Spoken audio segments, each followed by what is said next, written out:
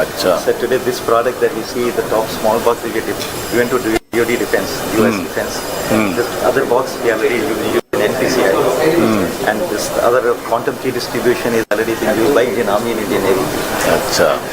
And this one is we are giving to UIDAI now for protecting our biometric keys. So there is a point-to-point secure communication, sir. At both ends there will be devices. Acha. So nobody will be able to crack it, sir. So absolutely safe, sir, to have that communication. This is the smallest box that can connect to laptops or any IP phones to secure communication of anywhere in the world. If anybody is carrying laptop, 100%? you connect this 100%. And if you connect your data center here, nobody can hack this. Okay. You write down all these things. These chips are on a satellite. This is on the drones. We are now put it quantum encryption on drones. Now Starlink is sending a satellite, or India's first satellite going, which will have this chip on it. Acha. For secure communication to satellite. So just India's first satellite going, which will have this chip on it. Acha. For secure communication to satellite. so just maybe We have, sir, funded them from National Quantum Mission. In fact, we recently approved about 20 crores for them to develop the next generation of. Now, this is quantum communication. We have a good opportunity. Quantum computing and all, it is still a long shot. But in communication, and this is one of the upcoming startups, for whether it is banks or financial, to secure links, which then cannot be decrypted or by hacked. Always, violators are very creative, innovative. We have to be more So we are creative. ahead, sir. We are beating. We are exporting this to Middle East. We are exporting. No, 100%. Don't undermine hackers and also criminals. They are more innovative than Yeah, us. that's right. But maybe you can also tell they have combined few So we built the world's first enterprise SaaS platform, which are top banks and some of the organizations across the world are now using this as a service. So we host, and that's what we want to propose that in Amravati. We set up this first data center, where we host all the hardware here, and we offer globally the services to all the enterprises in the world. So we become the managed security service, quantum security service provider for the world. Very nice. Thank you. Thank you. Good luck.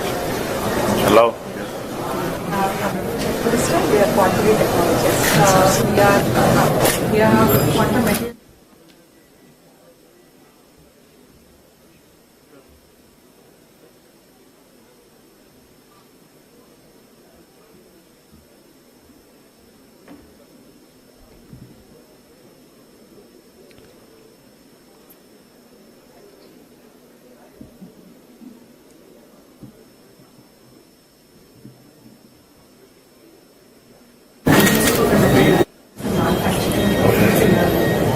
Now with National Quantum Mission, we are also handling superconducting materials, with which we will be building our own detection devices, and then we will also be doing end-to-end manufacturing of photonic single photon detection systems. Except for cryogenics, we want to manufacture everything in India. Currently, we have already designed our own electronics, this function, we will be optimizing it to working with cryogenic manufacturers. So we have done that. So our immediate next step will be to look at transfer devices and building the whole system by next year. That is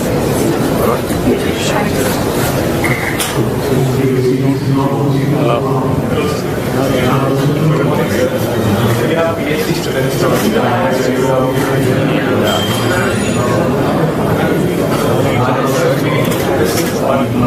quantum mechanical engineering and using them for quantum theory.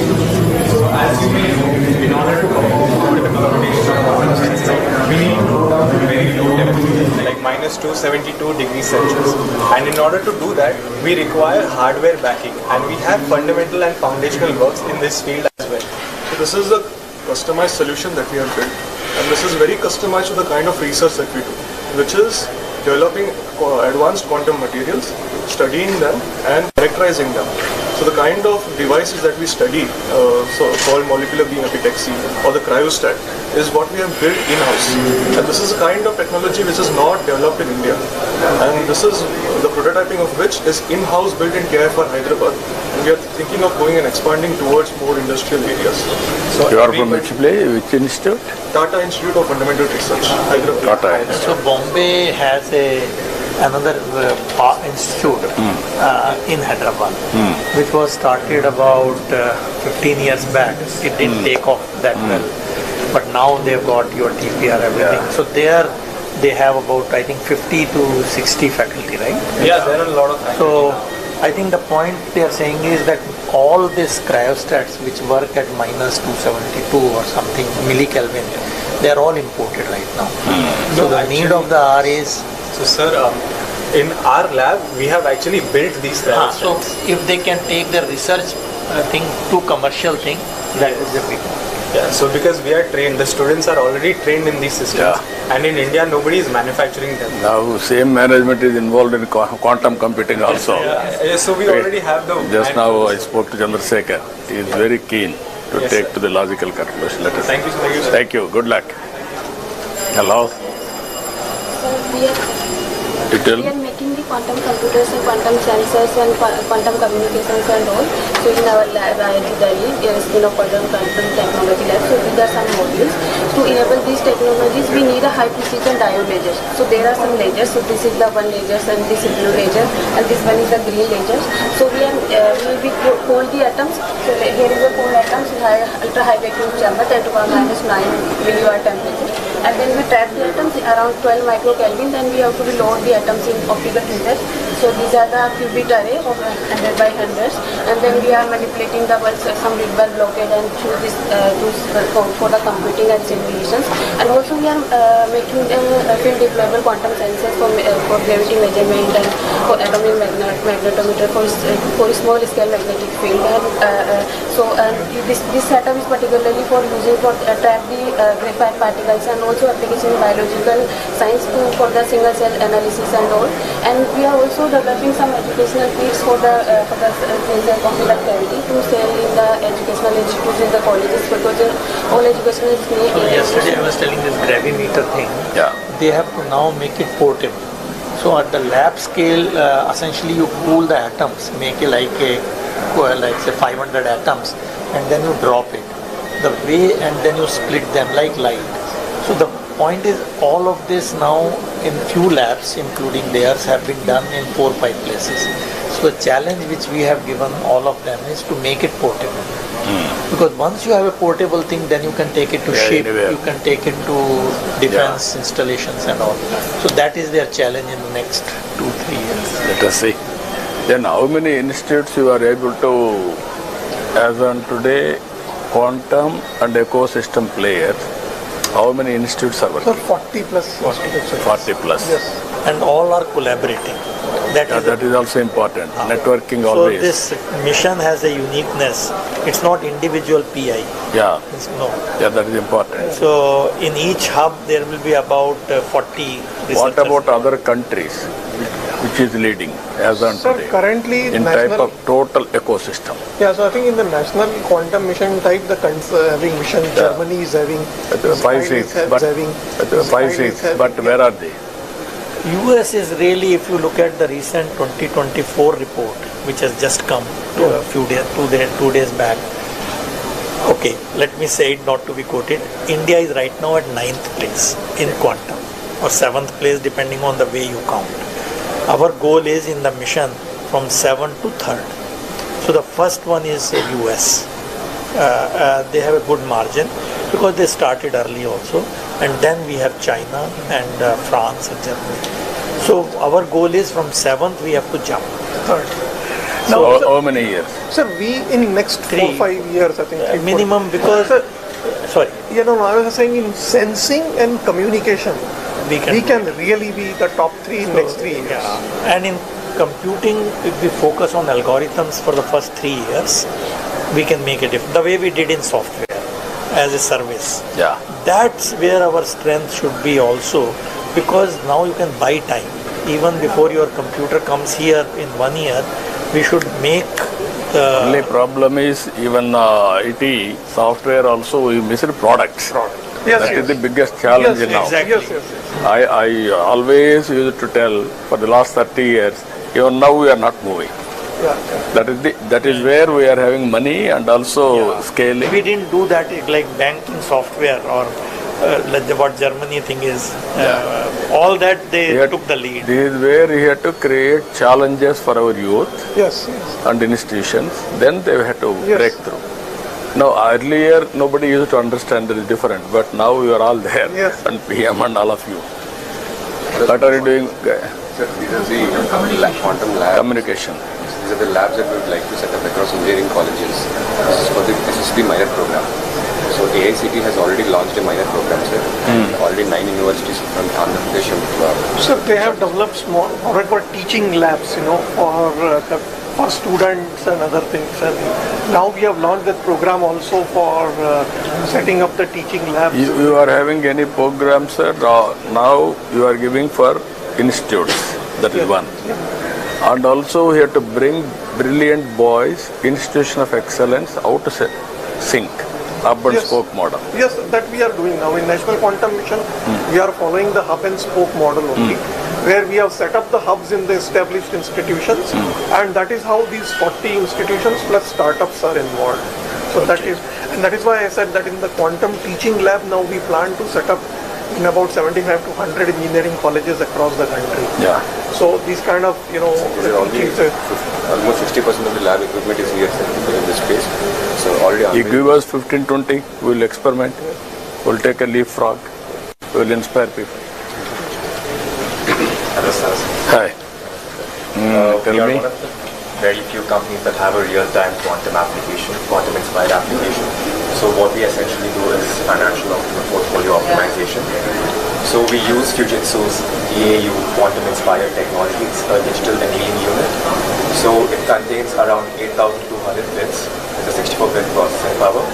So we upload portfolios of individuals or organizations, and the portfolios are DFF and rebalanced by the DAU capacity to provide suggestions on how to rebalance your portfolios based on the trends of today, and it tells you which stocks are trendier and which stocks are cold or hot to give you suggestions on. So just to fill this, see, there are two approaches. One is the quantum computing, other is the quantum annealers. So annealers is what they are talking, which is a optimization problem. It is not an algorithm based program. So this quantum annealers came many years back. D-Wave is one of the famous companies. So the advantage of them is that if you have an optimization problem, you can do it. So like last week, Chinese people announced that 22-bit RSA code has been broken by D-Wave annealers, which is very scary now. Because quantum annealers is a slightly reduced version of quantum computers because of all the gates and all. So I'm saying whatever we thought will happen 3 years down the line has already started happening. So quantum annealers, you are making them or you are using them? Fujitsu. So D-Wave, Fujitsu, they have come out with annealers which are not worried about fault and all that, unlike quantum computers. So I just thought... And also they can run on simulators also. So they can run on high performance computers. So it's a bit, it's as I said, it will happen sooner than later. It is always challenges and opportunities, and innovations will go parallelly. Very interesting. Hello, sir. Om Namo Narayan. Hello. We are from Quantum Clairvoyance from Hyderabad, and our CEO is an ex-army colonel, retired from Signals. He was more keen in breaking the enemy communication. So after coming out, he felt always that a country is more strong if it's a product-oriented rather than a service-oriented. So keeping that in mind, he developed 3 good products which we have launched last month itself. One is, which is already as in the drug discovery. To do a drug discovery, it takes a lot of time, but we are not into the clinical trials. So we find the right compound and we'll tell that which compound is more effective and more efficient, which gives more performance before it goes to the clinical trials. So if the cycle is 4 years, we reduce it to 1.5 years, so that we are ready to go for clinical trials. So we are in the software domain, building applications. One more is we have developed we have no VPN of our own in India. So we came out of our quantum VPN. So after doing research of 8 years, after analyzing all the VPN service providers, even now in any of the government we use foreign VPNs, we don't have an India VPN. So we developed a VPN with the same features and giving an extra mileage, the USP as a quantum VPN. So we are always talking to the Telangana government so that we take, why don't you white label? We'll give you source code, we'll give you everything, we'll give you training. It will be first of its kind to launch your quantum VPN in India. So that is one. We have come out with one more application called Quantum Wrap, irrespective of your hardware.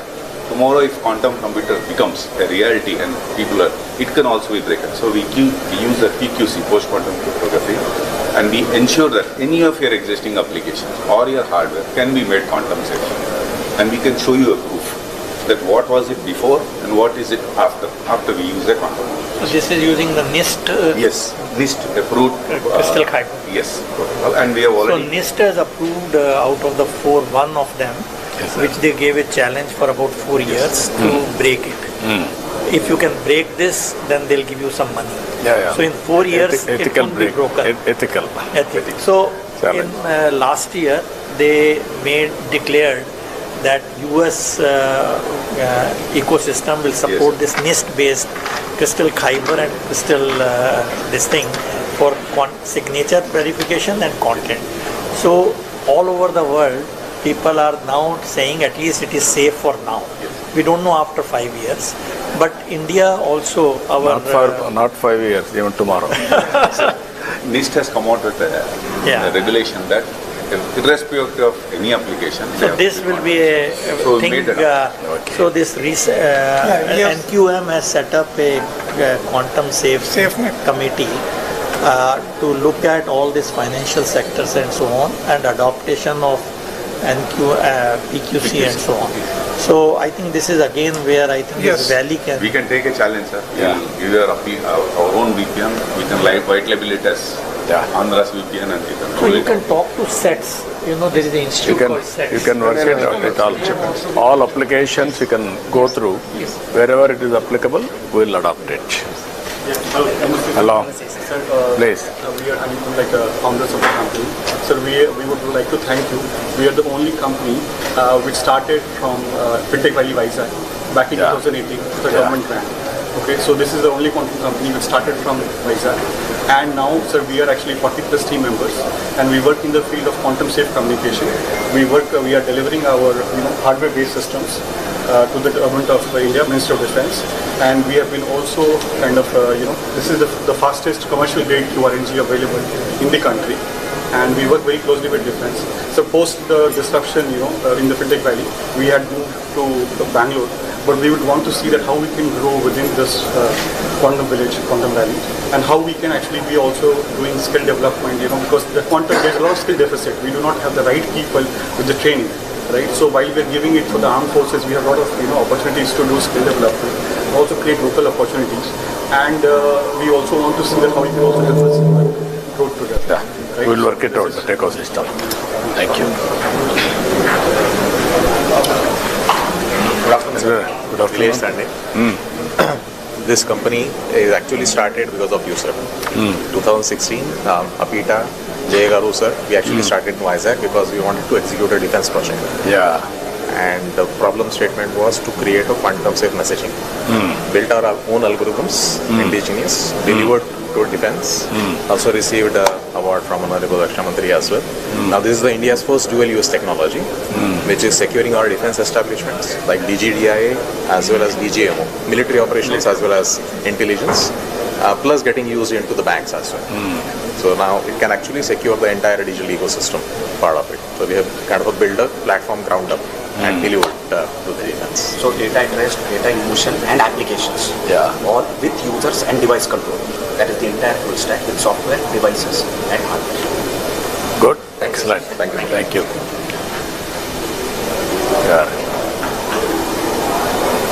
Please. Sanjay. We are into quantum communications and quantum sensing. This is quantum memory, which stores we store up to 1 qubit. Even the quantum computer, whatever is building, not the storage, it's only computation. But you can get storage.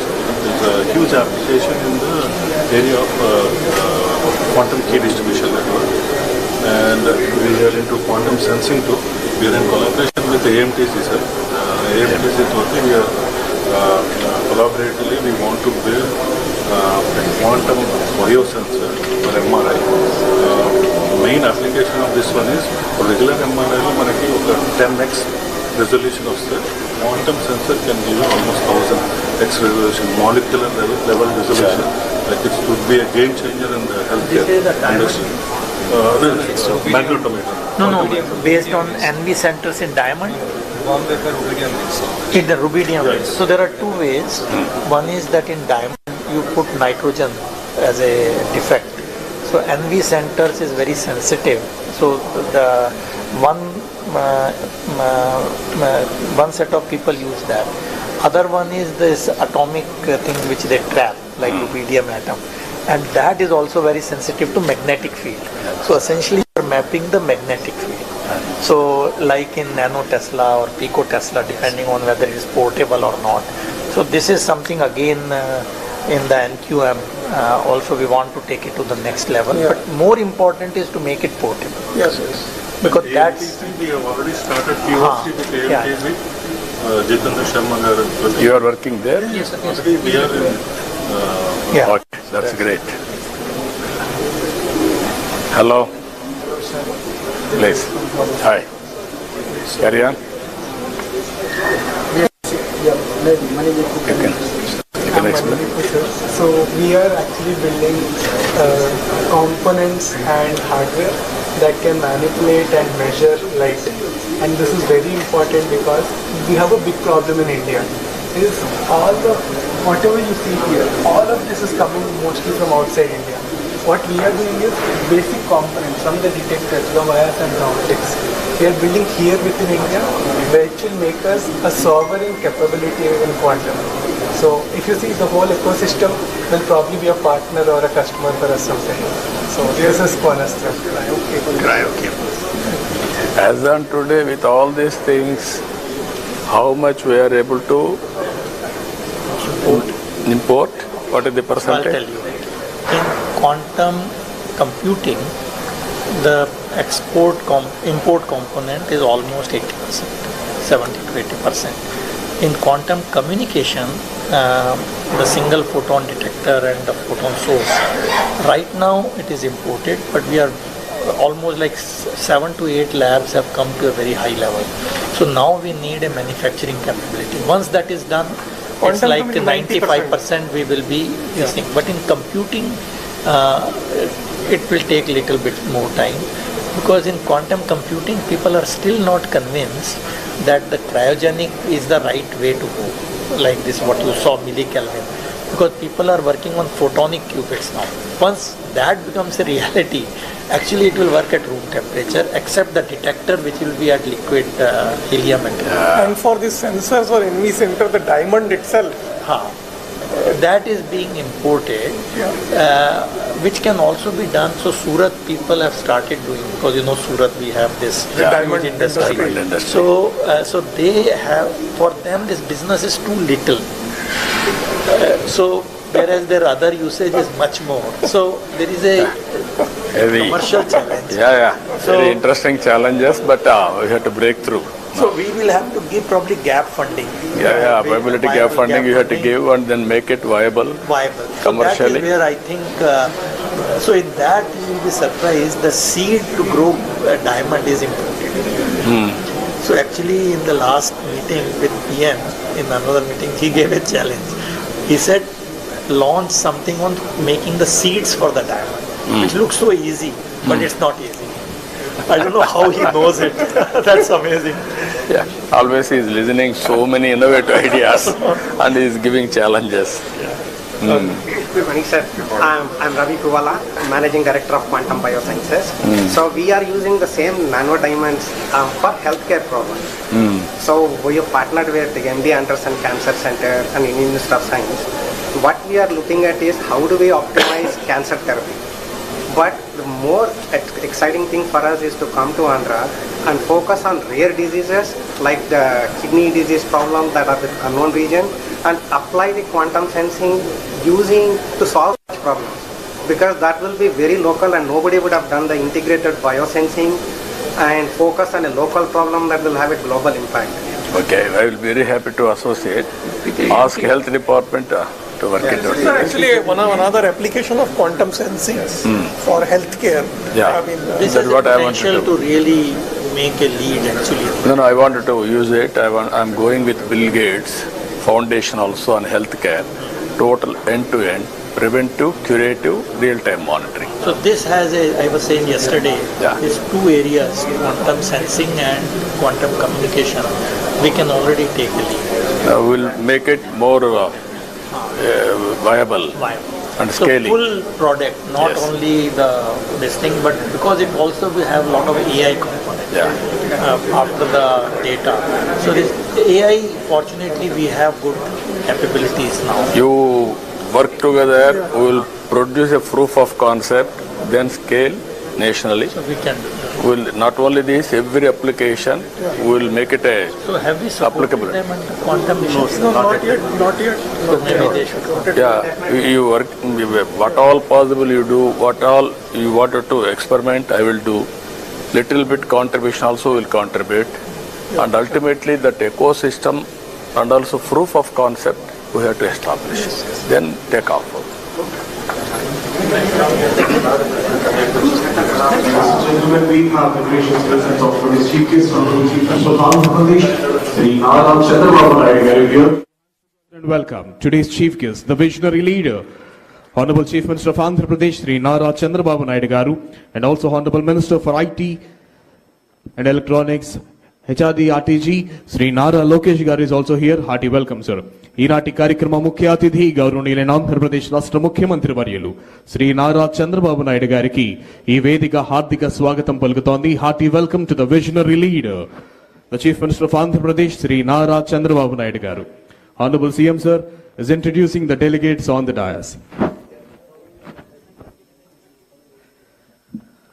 A warm welcome and a futuristic welcome to the Amaravati Quantum Valley Workshop 2025.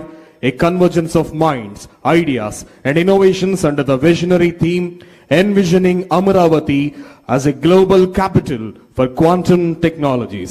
Ladies and gentlemen, I now request today's chief guest and Honorable Chief Minister of Andhra Pradesh, Sri Nara Chandrababu Naidu garu, to enhance the elegance of this workshop by lighting of lamp. Jyoti Prajwalnato కార్యక్రమ శోభను ద్విగుణీకృతం చేయవలసిందిగా ఈనాటి కార్యక్రమ ముఖ్య అతిథి గౌరవనీయులైన ఆంధ్రప్రదేశ్ రాష్ట్ర ముఖ్యమంత్రి వర్యులు శ్రీ నారా చంద్రబాబు నాయుడు గారిని అభ్యర్థిస్తున్నాం.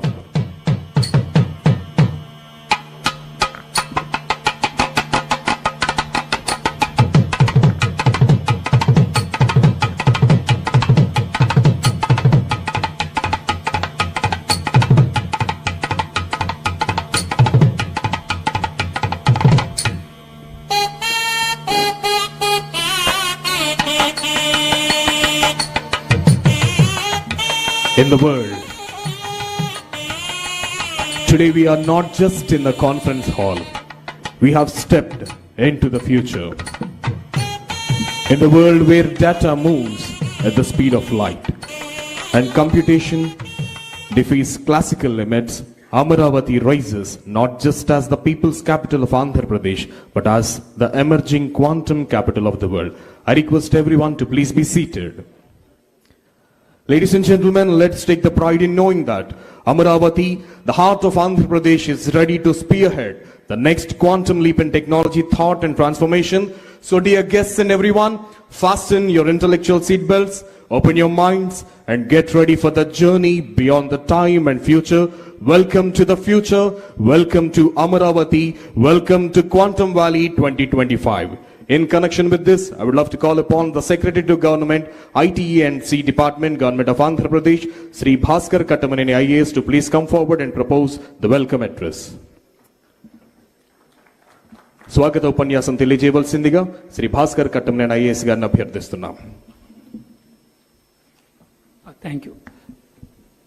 Honorable Chief Minister of Andhra Pradesh, Sri Nara Chandrababu Naidu garu, Honorable Minister for IT, Sri Nara Lokesh garu, the Chief Secretary of the State, Vijayanand garu, Her Excellency Jennifer Larson, U.S. Consul General Hyderabad, the guests who have come for the meeting today, Mr. Anil Sharma, Global Head TCS, Sucharita K. Garu, Co-founder and Joint Managing Director, Bharat Biotech, Mr. Rajiv Kumar, Managing Director, Microsoft India, Mr. Amitabh Ghoshal, Vice President, India Operations, L3 Harris, Mr. Sridhar Sidhu, Corporate Vice President, Blocking and Tackling, AT&T, Mr. Nilesh Biniwale, GM MD, VP Engineering, Pattern India, Mr. L.I. Naidu Garu, Managing Director, GROB Work, Mr. Manish Verma, Head India Innovation Center, Warner Brothers Discovery Media, Mr. Fani Mitra B, Global Chief Digital and Information Officer, Dr. Reddy's, Mr. Amit Singhi, Director, IBM Research India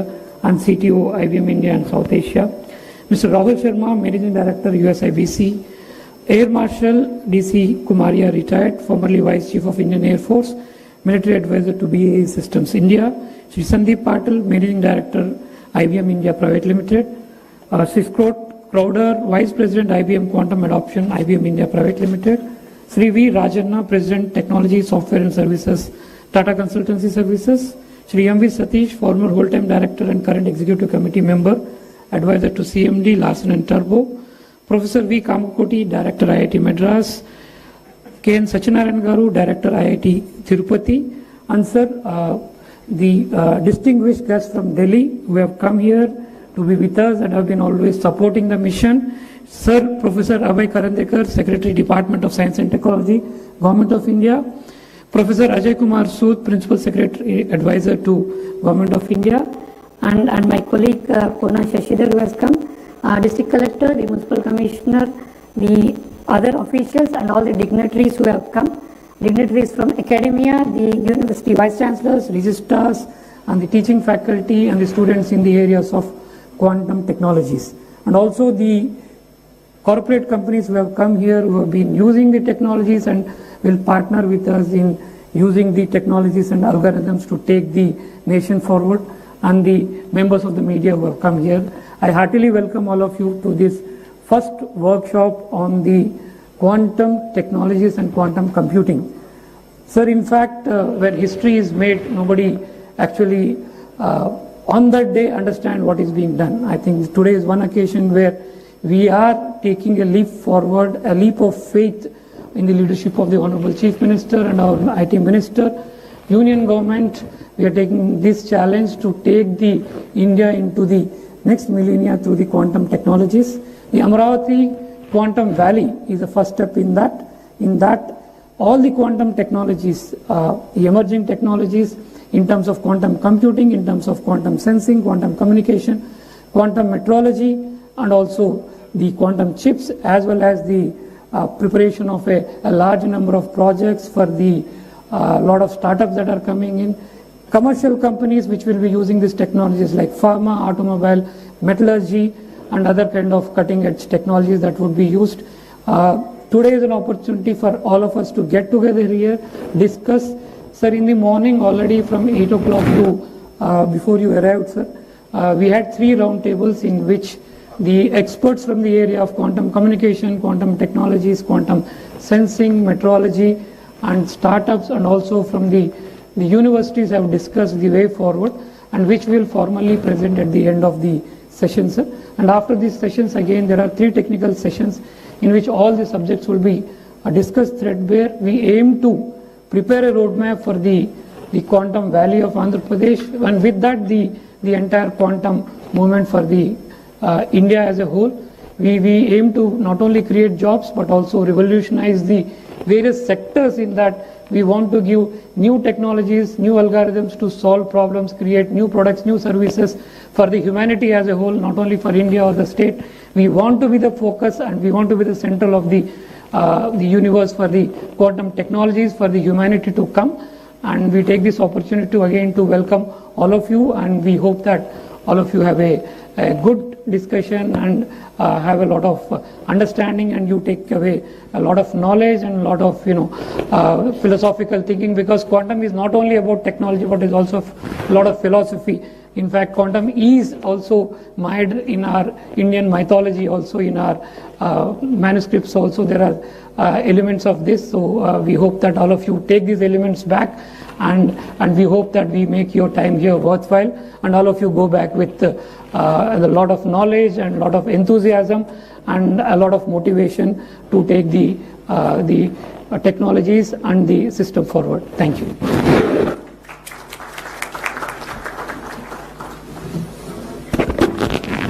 Thank you, sir. Thank you very much. Now I request the Managing Director of IBM India Private Limited, Shri Sandeep Patil ji, to address the gathering. Mr. Sandeep Patil ji is requested to address the gathering.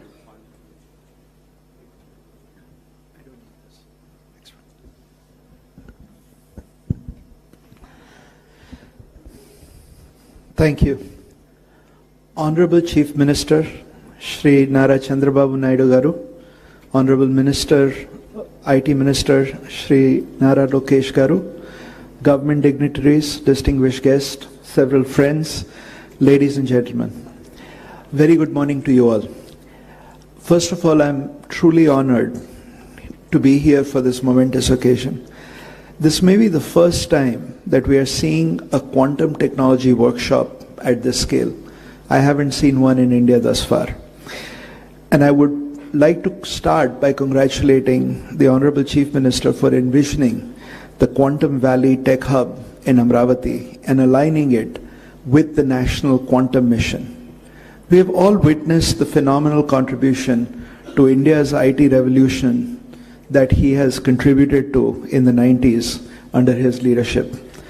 Quantum Valley will be a defining moment for India and building its expertise in what I call as the trinity that is going to take us to Viksit Bharat, which is AI, semiconductors and deep tech, and quantum computing. We at IBM are very excited to be partnering with the government of Andhra Pradesh and being a part of Quantum Valley.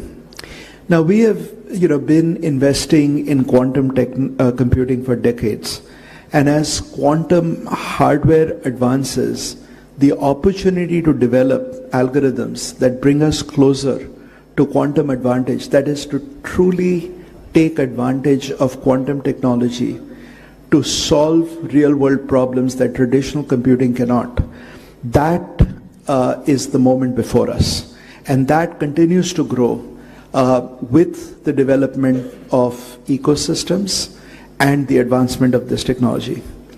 We are firm believers that India will play a significant role in achieving quantum advantage and translating that to economic and social benefit for the nation and the world. We can leverage the collective knowledge of our distinguished research institutions, software and algorithm expertise of developers, and truly unleash our demographic dividend that we have in India to be a leader in this era of quantum algorithm and application discovery, to really drive this technology at scale.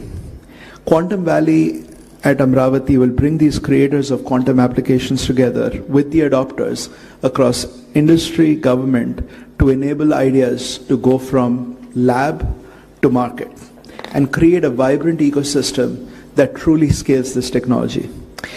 What have we been doing? And I want to sort of give you 4 points that I think you should take back. First, there is a tremendous amount of research capability in India, and we ourselves have been continuously building our research capabilities that works very closely with local ecosystems and continues to drive deep tech computing.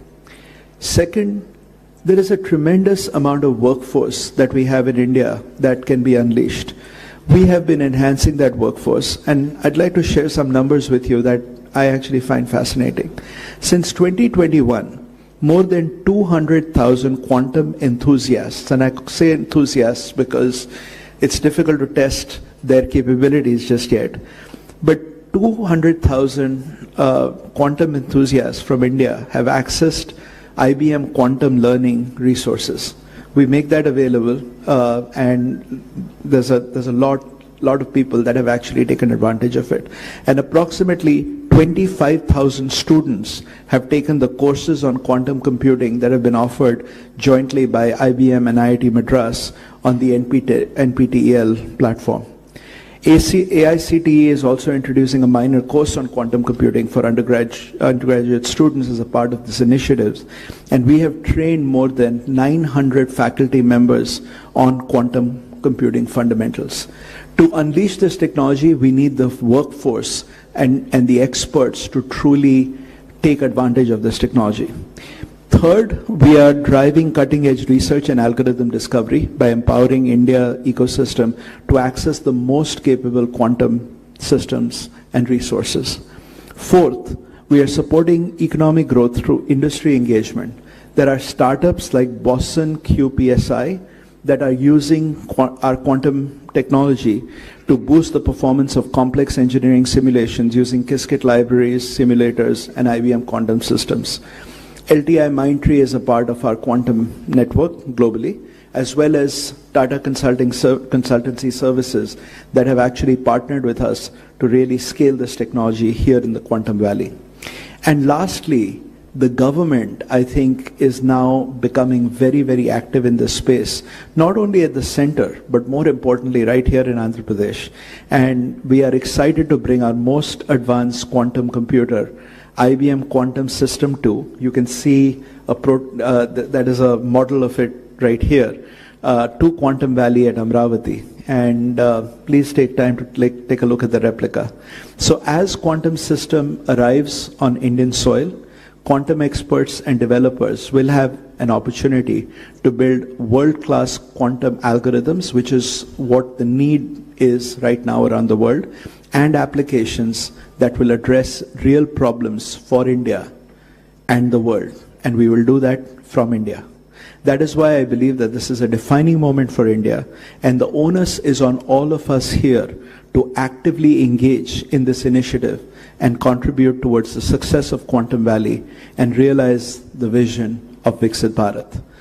And now I would like to invite my colleague, Scott Crowther, Vice President, IBM Quantum Adoption, to share how we are bringing this useful quantum computing to the world.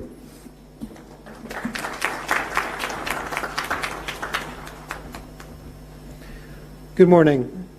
So my name is Scott Crowder. I have the privilege of helping run the quantum program at IBM. You can go to the next chart. Oh, excellent.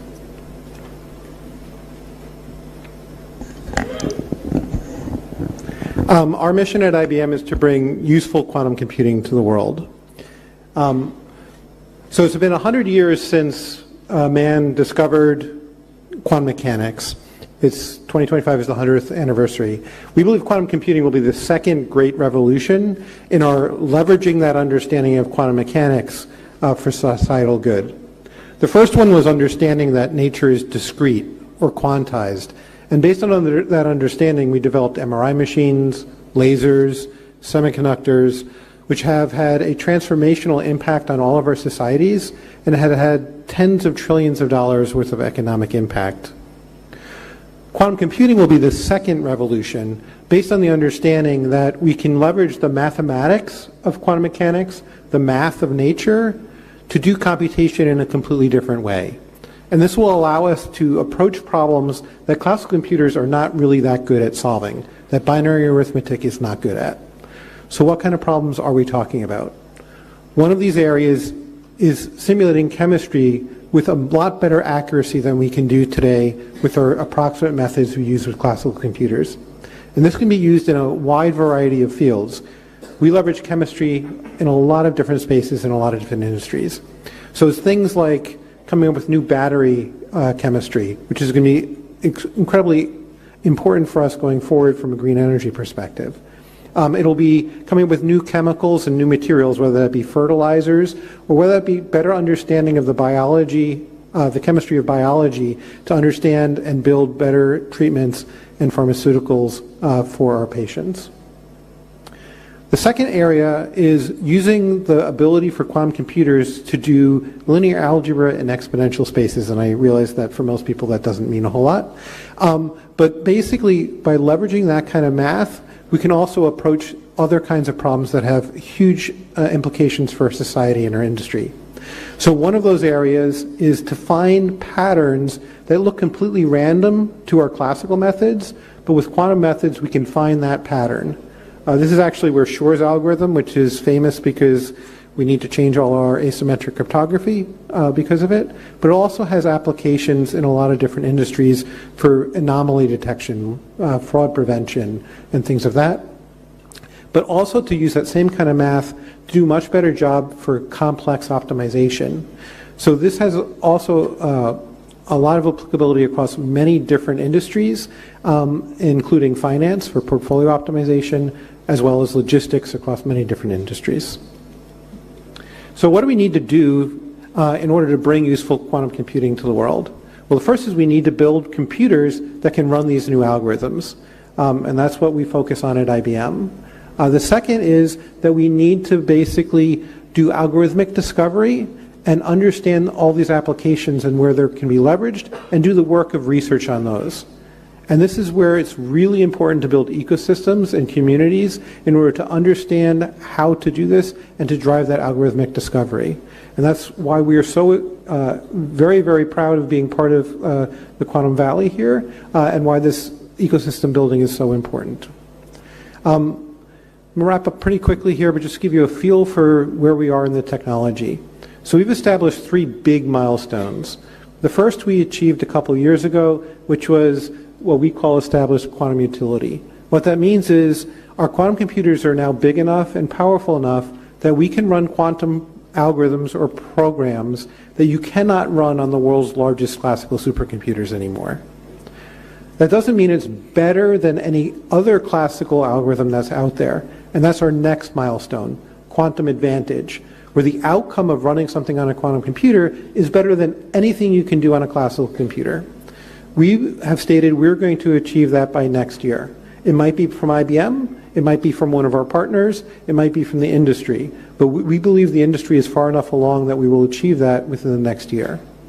And then to grow it to even more and more applications, we need to build even more powerful computers that can run more complex programs to unlock all kinds of applications, not just the first few. And to do that, you need to build a large-scale fault-tolerant quantum computer, which we have declared we will build by 2029. I'm going to skip ahead a little bit here for interest of time. But we've deployed 80-plus systems since 2016. And today we have 15 utility-scale computers around the world in our US and European data centers, as well as client locations around the world.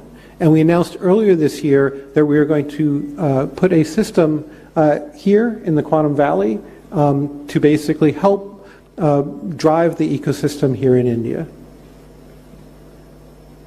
Starling is our next generation of computer, which is coming out in 2029, which is basically a scaled model of what you see with the System 2, which will be here in India. This system will allow us, by 2029, to run even a broader range of applications. I'm going to stop here for the interest of time. We're very proud at IBM to be helping in this initiative. We believe that this is a great platform to build an ecosystem here in India. Thank you.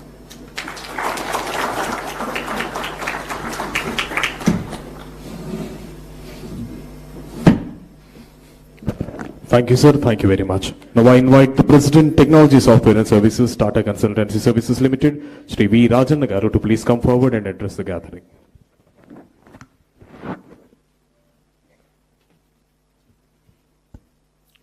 Honorable Chief Minister Chandrababu Naidu Garu, Honorable Minister Lokesh Garu, dignitaries on the dais, off the dais, ladies and gentlemen, a very good morning to all of you.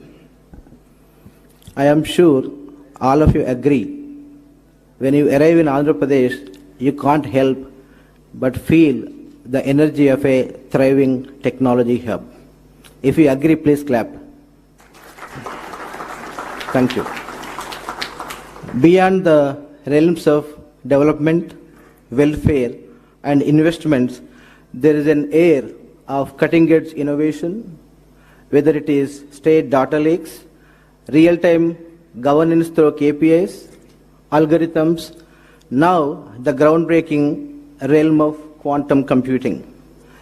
Few days ago, I was watching an event on tourism development.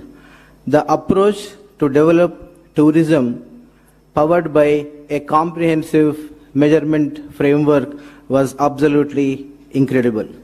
And this spirit of AP's innovation continues with this quantum workshop, marking the beginning of another transformative journey. It is a visionary move that State of Andhra Pradesh, under the leadership of Honorable Chief Minister, is embarking on its quantum journey in the year 2025. Some of you may be aware, this year holds a special significance as United Nations declared 2025 as the International Year of Quantum Science and Technology. Further, 2025 coincides with the 100th anniversary of Mr. Werner Heisenberg's seminal paper, which has laid the foundation for quantum mechanics. Quantum is a new paradigm shift in computing. We need quantum computers not because traditional ones lack capability, but as you know, some problems are simply vast, too complex, and too quantum. The Quantum Valley in AP is said to be a cornerstone for researchers, academic ecosystem, startups to delve into new algorithms, simulate intricate systems, and solve problems that were previously intractable.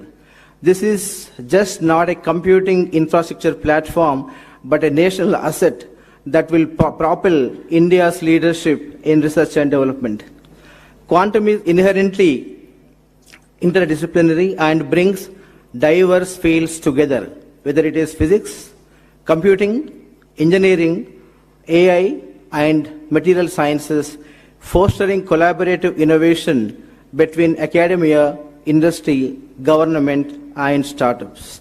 At TCS, we are exploring quantum to solve a variety of intractable problems, whether in molecule or drug discovery, complex optimization problems such as risk and portfolio optimization, and AI model training for complex data sets.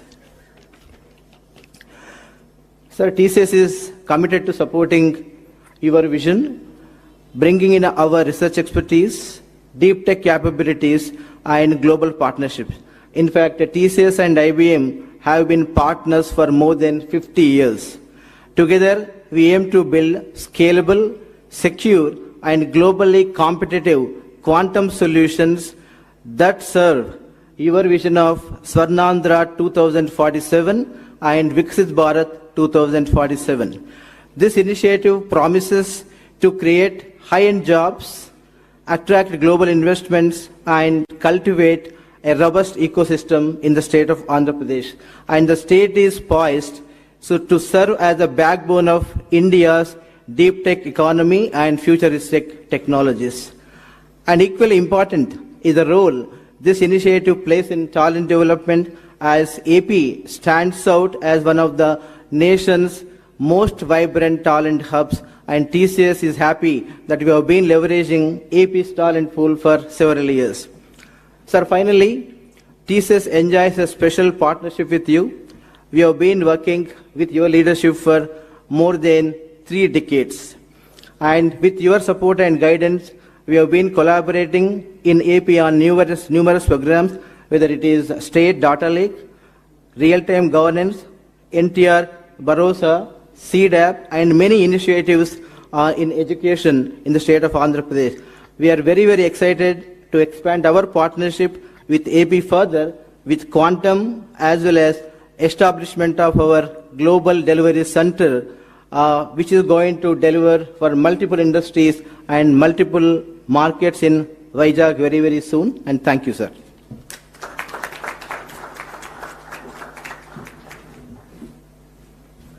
Thank you, sir. Thank you very much.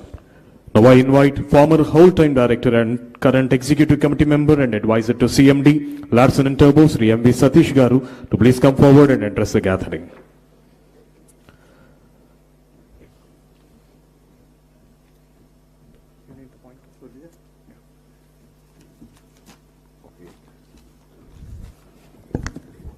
Hello.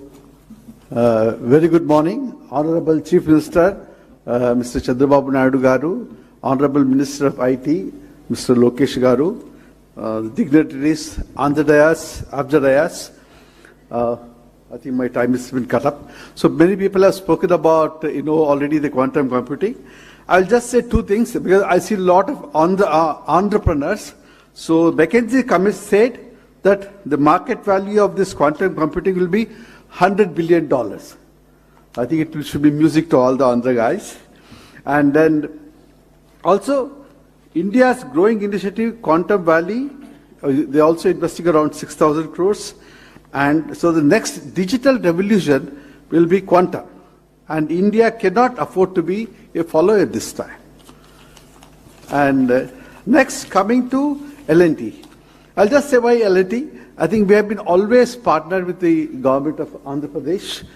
When we started the high-tech city in 1995, so where Mr. Chandrababu Naidu gave us the lead. We also did the high-tech exhibition, and we started this PPP model where we invest and then do the projects and all. That is something.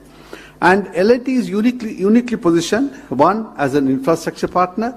We can build Quantum Valley, the quantum data centers, etc.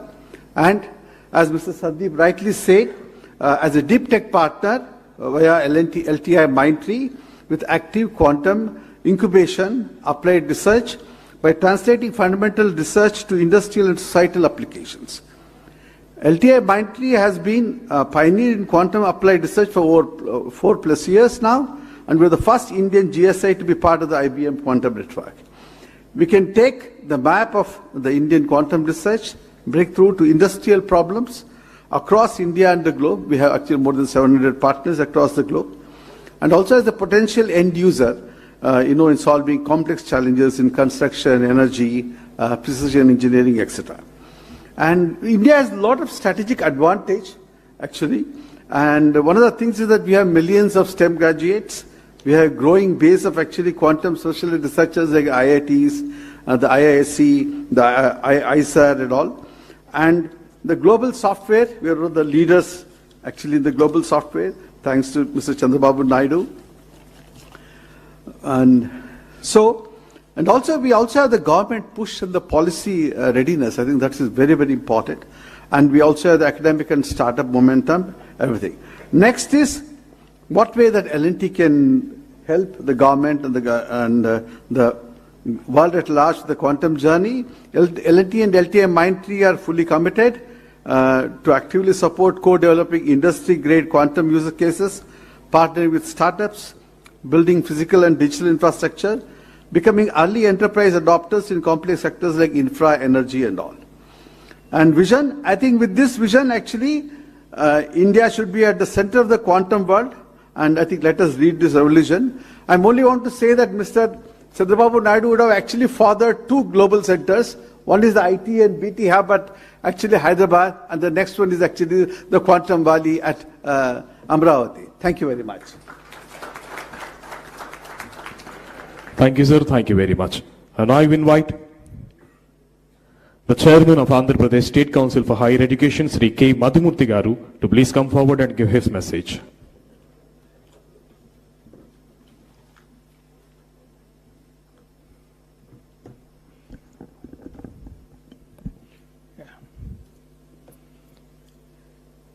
Honorable Chief Minister, sir. Honorable Minister for IT and Education. Dignitaries on the dais, off the dais, leaders of the IT and industrial sectors, esteemed Vice Chancellors, registrars, academicians, colleagues. A good morning to you all. This is a defining moment and a very important gathering, focusing on technology that is set to define and transform the world, quantum technology, which is rapidly reshaping the frontiers of science, technology, and the global economy. The National quantum mission is a significant step in India, and it is also encouraging to see the growing momentum across academia, industry, and the government in building our own quantum ecosystem. Sir, this is offering a great opportunity for Andhra Pradesh because of its strength in technical education, the progressive governance, and also the digital infrastructure that has already been created. In this context, as many countries that have already initiated this program have followed, placing importance on quantum technology, not only for scientific progress, but also for economic growth and national security. We also thought that creating leadership by preparation from the base of education is the only way that we could take charge of the situation. Sir, we have plans to introduce quantum technologies along with artificial intelligence in all the programs that we offer. Incidentally, Andhra Pradesh has a wonderful network of universities and technical institutions. Also, we find that the growing population of skilled youth within the state offers us great strength. In this particular context, sir, we thought we would introduce quantum technologies as part of the curriculum, all for the engineering as well as the conventional programs. With the stalwarts from industry, we have already charted out a draft plan of implementing these curriculum measures from the coming academic year 25-26. Of about 11 lakh students available on rolls today, we have close to about 4 lakh of engineers, as well as a little over 5 lakhs in the conventional programs. Sir, we should be able to touch upon a minimum of 30,000 students in the preparatory fundamental foundational course, as well as preparing our own faculty with training of trainers and faculty development programs aimed at developing about 500 educators, as well as we also hope that we should be able to facilitate about 1,000 internships with the cooperation of the industry. Sir, with the timely investment on education, research, and partnership, we as universities of Andhra Pradesh should be able to project our own activities to see that Amaravati Quantum Valley would be the leader for global economy. Sir, with this, we all are here to work together and collaborate with academia, industry, and the government, and see that we would be able to achieve what we have with respect to a quantum-ready workforce. Thank you. Thank you for the opportunity. Thank you, sir. Thank you very much. I now invite Professor Kamakoti Garu, Director IIT Madras, to please come forward and address the gathering.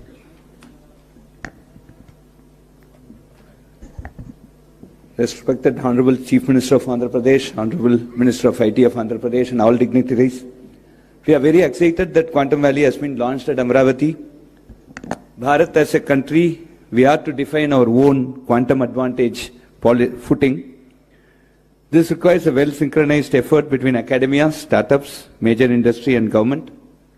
The Quantum Valley at Amaravati provides precisely this robust platform as a first mover. The National Quantum Mission launched by the DST Government of India has rightly identified 4 major verticals. We must make the best use of these. Friends, there are multiple areas we must quickly ramp up. Number one, we need to demonstrate major use cases that shall clearly highlight the quantum advantage, specifically manufacturing, health, pharma, agriculture, finance, defense, communication. These are very prominent candidates. All domain experts from industry and academia must come together on a mission mode to achieve this particular goal. The second important aspect that we should concentrate is on human capacity building at scale, specifically educating conventional computer architects and programmers on quantum computer architecture and quantum programming, and sensitizing and training subject domain experts in quantum advantage.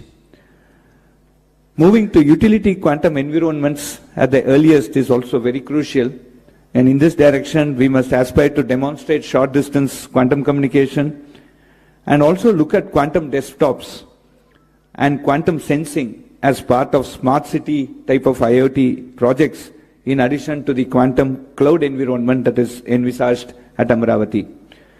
The third important thing is major translational research and development must start happening, specifically manufacturing quantum components in India. We have very good precision manufacturing industry here.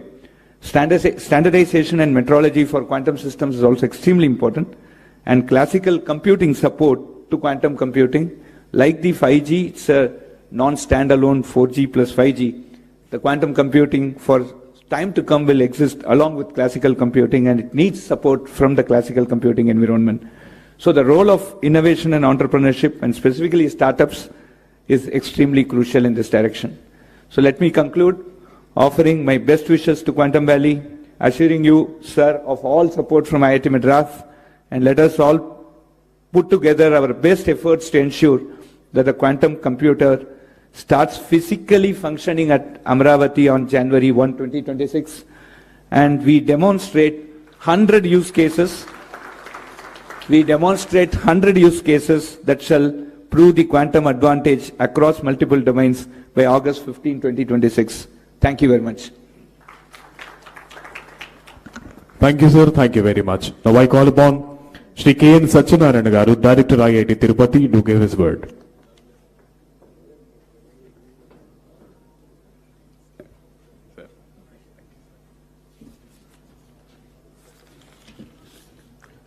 Honorable Chief Minister, Honorable Minister for IT and Education, other dignitaries on the stage, off the stage, and participants in the workshop. The pace, next speed at which the whole initiative is going is amazing. March 10th, just last March 10th, we had the first meeting in the Honorable CM's office to initiate these activities. And within 3-4 months, we got to a stage where we're having a workshop, setting targets, January use cases by August, and so on, and bringing together all the various participants on a common platform, whether it's the academia, the industry, the government, and so on. I'll focus my talk mostly on capacity building from the perspective of human capital, the necessary infrastructure, the research ecosystem, and industry participation. So coming to human resource development, we need to create education programs, training programs, and how do we integrate quantum science into our curriculum. For example, at IIT Tirupati, we have made quantum science and technology as a compulsory core course for every student, whether it's a civil engineer or a mechanical engineer or a computer science student. And then we need to create, establish postgraduate programs, doctoral programs, postdoctoral programs to attract the best talent to come and work here. And then a number of short-term certification programs for the industry and workshops for professionals that we need to run to upskill people very fast. We also need to do skill development in terms of the quantum programming, hardware development, quantum hardware development, equally important, and cross-disciplinary expertise. We need to have the domain people who need to define the problems and understand how quantum technologies could be used appropriately. And coming to the research and development ecosystem, we need to have centers of excellence which are focusing on this. The National Quantum Mission is driving some of these centers of excellence in the various domains, and we need to get our institutions aligned with this. and create collaborative research networks across the state and the nation in the process between academia, industry, and government.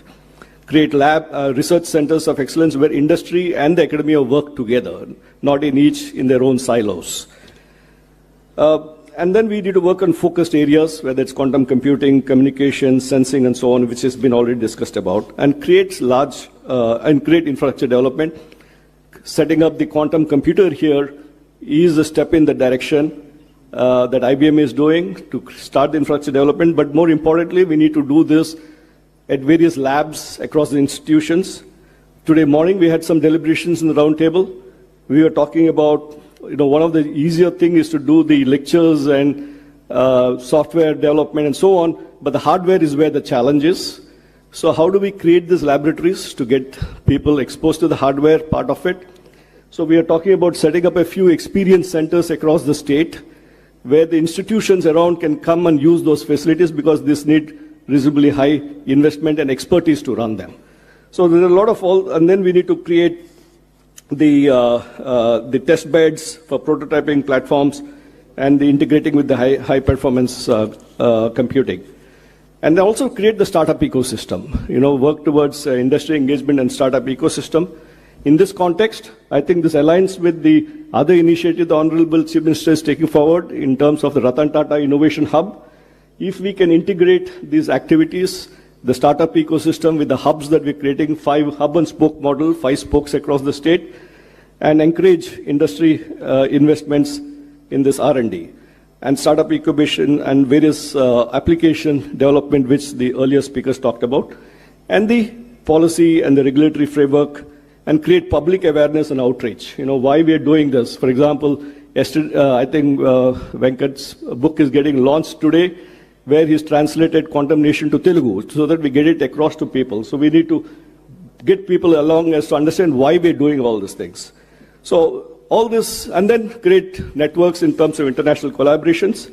So what we need is a holistic approach, including education, R&D, infrastructure created, industry participation, policy and global collaboration to ensure leadership in this transformative domain. Thank you very much for this opportunity. Thank you, sir. Thank you so much.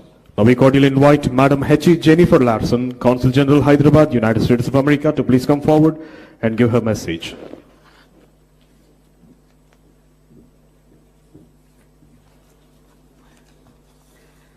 So good morning, ladies and gentlemen. I want to begin by thanking the government of Andhra Pradesh for inviting me to join this summit and share my brief thoughts with you. I'm delighted to be here with Chief Minister Naidu and Minister Lokesh, representatives of the government of India, the government of Andhra Pradesh, members of the industry, domain experts, and founders of startups working in the area of quantum technology to kick this off. Now, I have to say that my understanding of quantum is probably not as informed, perhaps, as some of the experts in the room.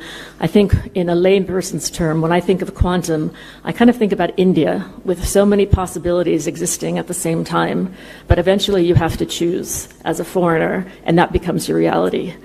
We were at dinner with the Honorable Chief Minister last night, and he was mentioning how historically so many of Andhra's best and brightest had gone overseas to find new opportunities. And I can tell you where they are. They're in California, they're in Texas, and they're in New Jersey. But we're very, very happy to see that they're also coming back here to become part of India's next chapter. So the United States and India continue to forge a strategic technology partner that benefits both of us. In February this year, President Trump and Prime Minister Modi launched a new initiative which is called the U.S.-India Compact, and this means to drive transformative change across key pillars of cooperation. So they announced the launch of the U.S.-India Trust as well, which aims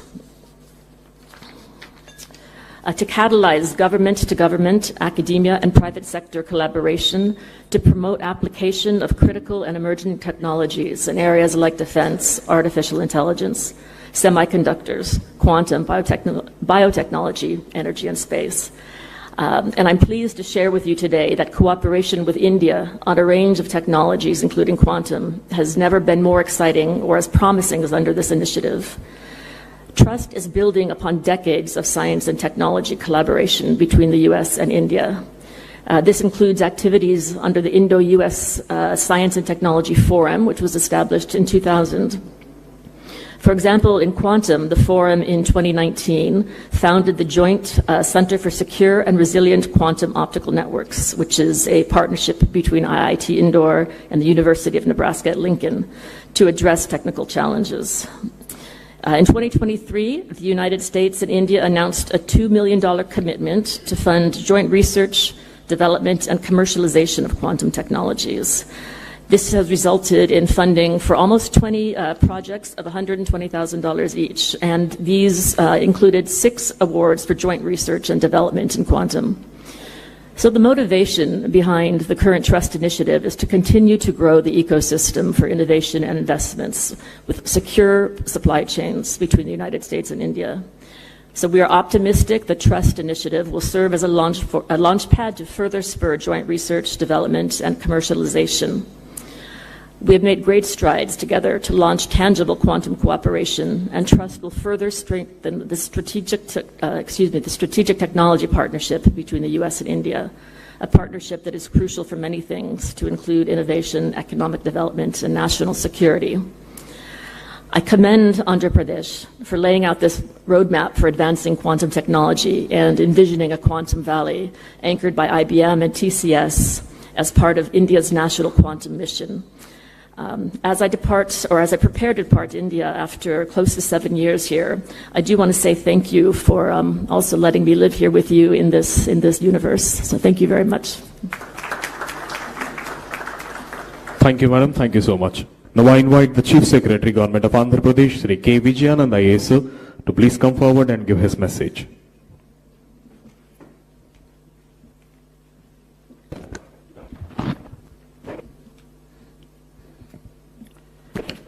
Honorable Chief Minister of Andhra Pradesh, Sri Nara Chandrababu Naidu Garu, Honorable Minister for IT, Electronics, RTGS and Education, Sri Nara Lokesh Garu, Secretary, Department of Science and Technology, Professor Abhay Karendkar, Principal Scientific Advisor to the Government of India, Professor Ajay Kumar Sood, Her Excellency Jennifer Larson, Sri Sandeep Patil, Sri Scott Crowder, Sri Rajana Garu, Professor Kamakoti Garu, Satyan Garu, senior officers from Government of Andhra Pradesh, esteemed dignitaries and friends.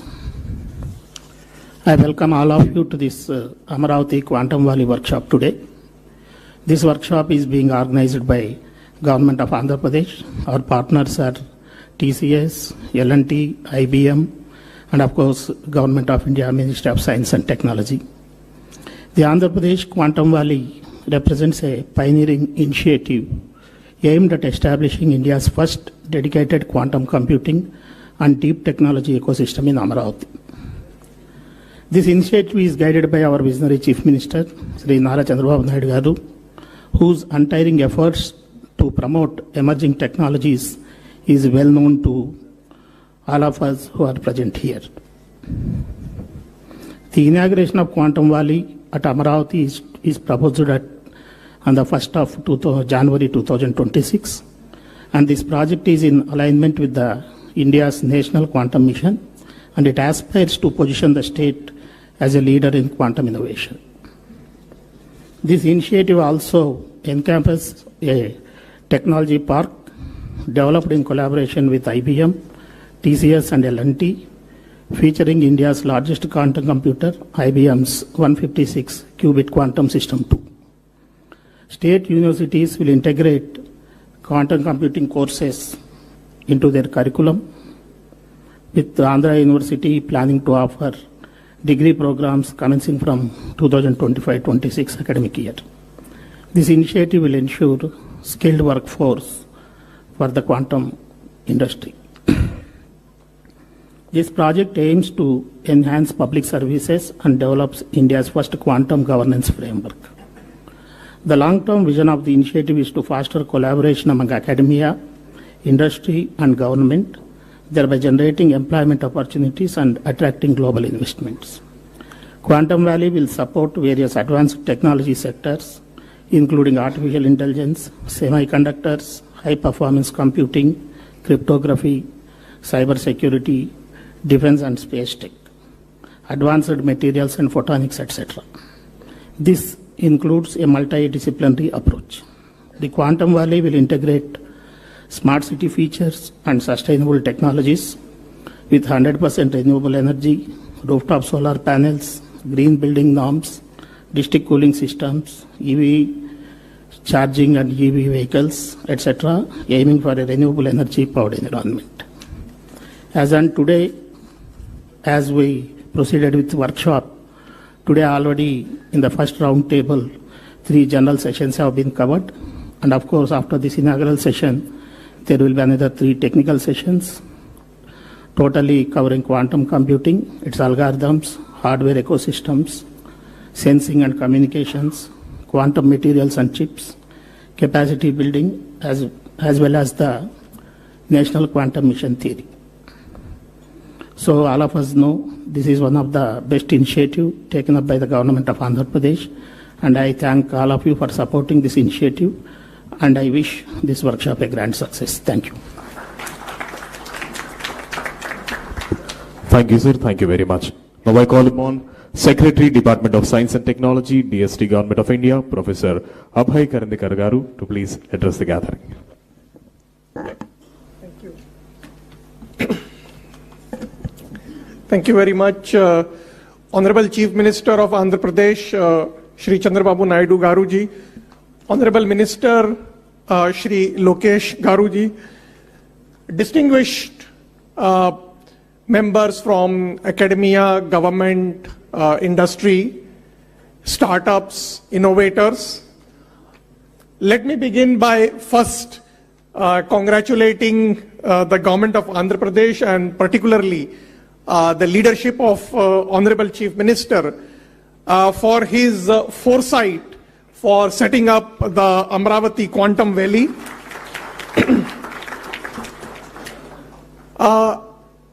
National Quantum Mission sees this as an opportunity for institutions, academia, industry, startups and innovators to actively engage not only amongst each other and collaborate with each other, but also with the National Quantum Mission and leverage the various programs of the Government of India for our mission and our vision for becoming India a global leader in quantum technologies. The National Quantum Mission has set up the 4 thematic hubs in the areas of quantum computing, quantum communication, quantum sensing and metrology, and quantum materials and devices. Today, we have 150 plus faculty and scientists engaged in the mission spread across more than 40 institutions in the country. We have also supported startups and innovators, and in the coming months, we will be supporting the government engineering colleges, technical institutions and other institutions towards the capacity development programs by supporting the teaching labs for those institutions which are launching the quantum technology programs which have been approved by the All India Council of Technical Education. And I'm also delighted to see that Andhra Pradesh Council of State Education just mentioned in their presentations that they have plans to set up the quantum technology academic programs in several of their technical institutions. In terms of developing the technologies, while we are supporting today the research, whether it is in the area of quantum computing or quantum communications or quantum sensing, we are also working towards developing an ecosystem of developing quantum algorithms and application use cases, particularly in emerging areas like materials discovery or drug discovery, or financials transactions and so on, so that we can develop the capacity in our country for becoming a quantum safe and a quantum advantage nation. In National Quantum Mission, we have also launched the nationwide quantum awareness programs.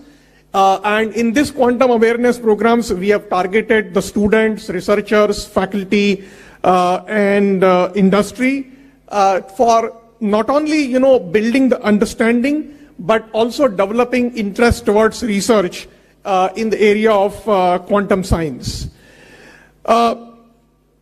We see the setting up of this Amaravati Quantum Valley as an opportunity for developing not only the capacity in the area of quantum technologies, but also forging a collaborations nationally and internationally.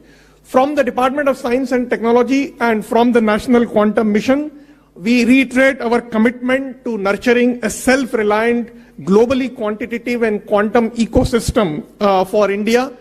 And I'm confident that with collective resolve and collaborative energy, we as a country will not just participate, but will also lead in the global quantum revolution. Once again, I would like to compliment the leadership of the Honorable Chief Minister. I hope that with the Government of India, in the National Quantum Mission, under the visionary leadership of our Prime Minister, Shri Narendra Modi ji, we will be able to make our country a global leader in the emerging technology ecosystem. Thank you.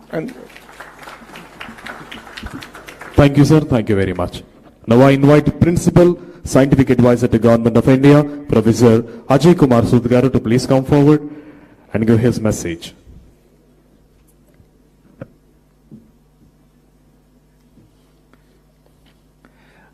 I am truly privileged to join the dignitaries on and off the dais, especially our Honorable Chief Minister of Andhra Pradesh, Shri Chandrababu Naidu ji, and Shri Nara Lokesh Garu ji.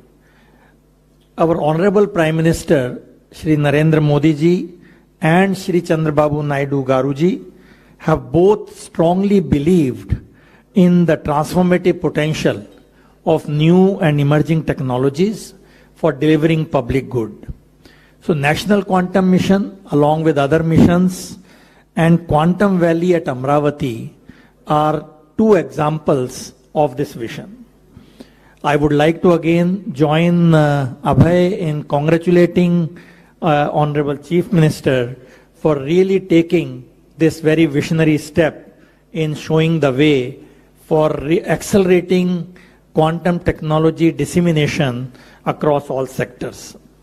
Now, as quantum technology is indeed the flavor of the year, as was mentioned, year 2025 is declared as the International Year of Quantum Science and Technology by the UN, which really celebrates the century-long development of quantum mechanics. This is also an example where very fundamental science results in disruptive technologies over a period of time.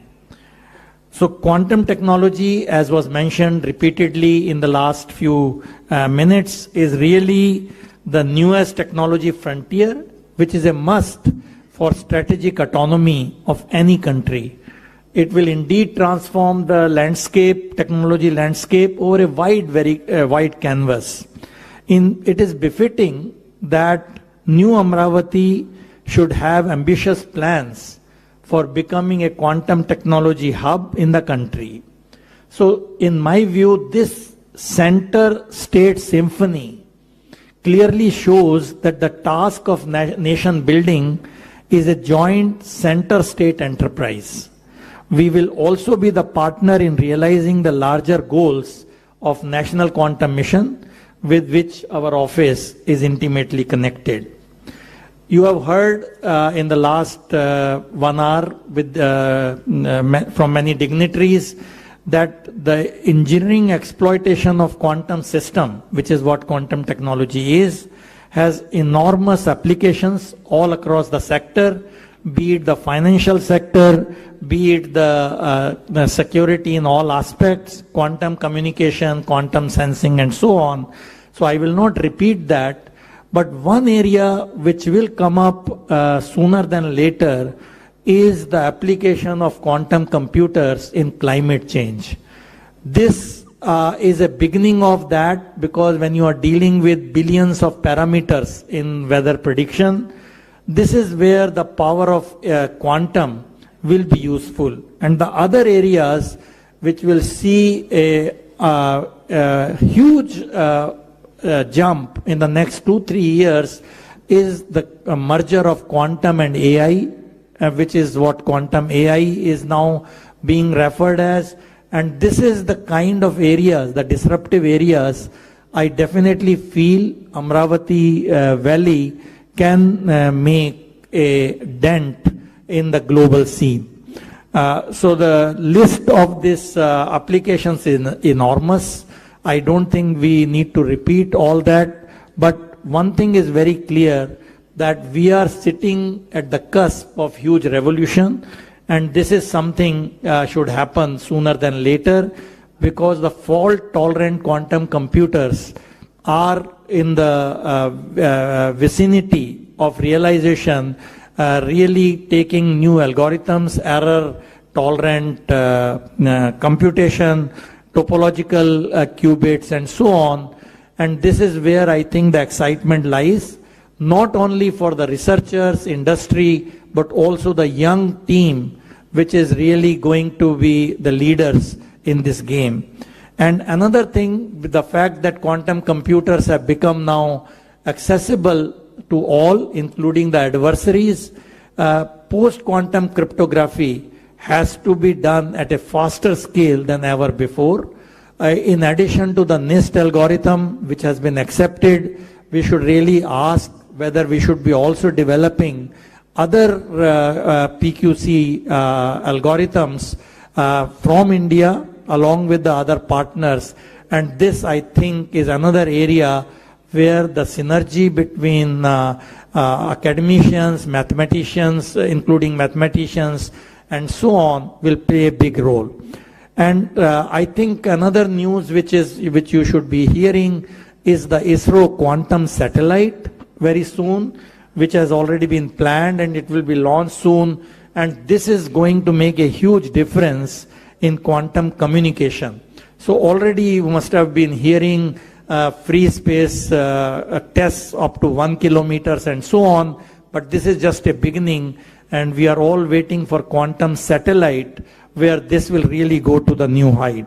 So I think my own sense is that this is a very beginning of the whole revolution, where we don't even know which quantum computers will really win the race. Will it be the superconducting one, which looks the most hopeful now, spin qubits, photonic qubits, topological thing, neutral ion, and so on. So I think the game is really, really open. And the quantum mission has taken a very, very good approach to promote all these platforms rather than putting all your bets in on one of them. So I think this is something which time will tell.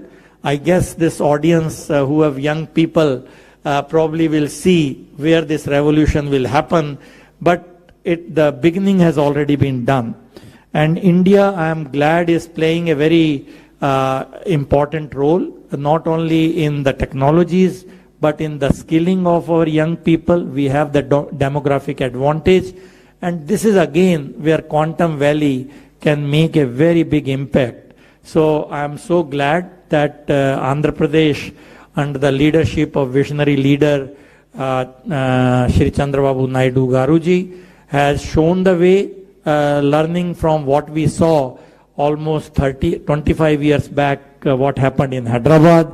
And I am sure the Amravati Valley is a chapter in that direction going to make the headlines. So my very best wishes to all the participants of the workshop, and also I congratulate all the people who have contributed to this, IBM, TCS, L&T, Andhra government and NQM, coming together to really make a difference and really take a big leap in our vision of Viksit Bharat.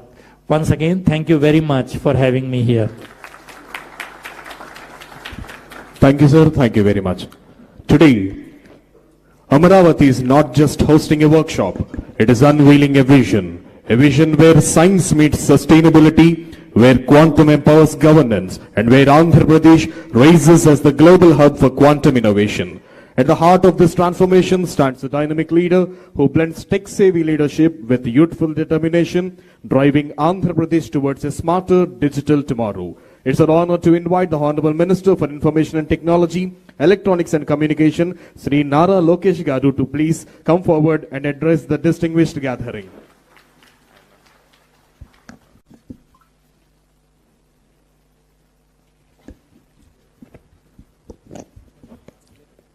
Distinguished scientists, researchers, visionary technologists, academic pioneers, industry leaders, respected colleagues in the public service, and my dear friends. It is both an honor and a privilege to welcome you here to the Amaravati Quantum Workshop 2025. Today marks more than just a confluence of India's brightest quantum minds. Today marks a turning point, a moment when Mr. Naidu signals to the world that he is ready to lead the next technological revolution. Honestly, I find myself very lucky to see his second chapter of Technology Revolution. When he started his first chapter, I was in 7th class,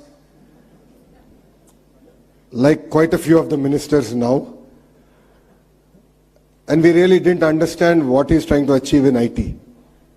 But it takes a visionary to see the future, distill it, execute it. And once again, while young ministers are in their 40s, we're witnessing the next technological revolution under the leadership of the Honorable Chief Minister, Mr. Chandrababu Naidu ji. We are here to ignite a bold vision to transform Amaravati into South Asia's first quantum valley, a thriving ecosystem where ideas become innovations and innovations become industries. This is not a one-day event. This is a dawn of a national movement with Andhra Pradesh as its epicenter. We are investing in a full-stack quantum capability from qubit architecture to cryoelectronics, from algorithm development to global quantum standards. And I'm proud to announce that the Amaravati Quantum Valley will soon be home to the IBM Quantum System 2, India's most advanced quantum computer. India's most advanced quantum computer with 156 qubits. Asia's first quantum standards testbed in collaboration with NPL, IEEE, CDAC and AWS. A thriving quantum tech startup ecosystem with anchor support from IBM, TCS, HCL, Tech Mahindra and many more.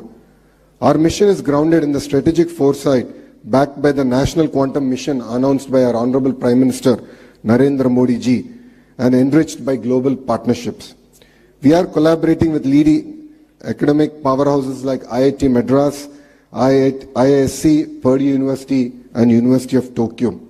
Industry leaders such as Microsoft, LTIMindtree, QNU Labs and others to co-develop frontier applications in quantum cybersecurity.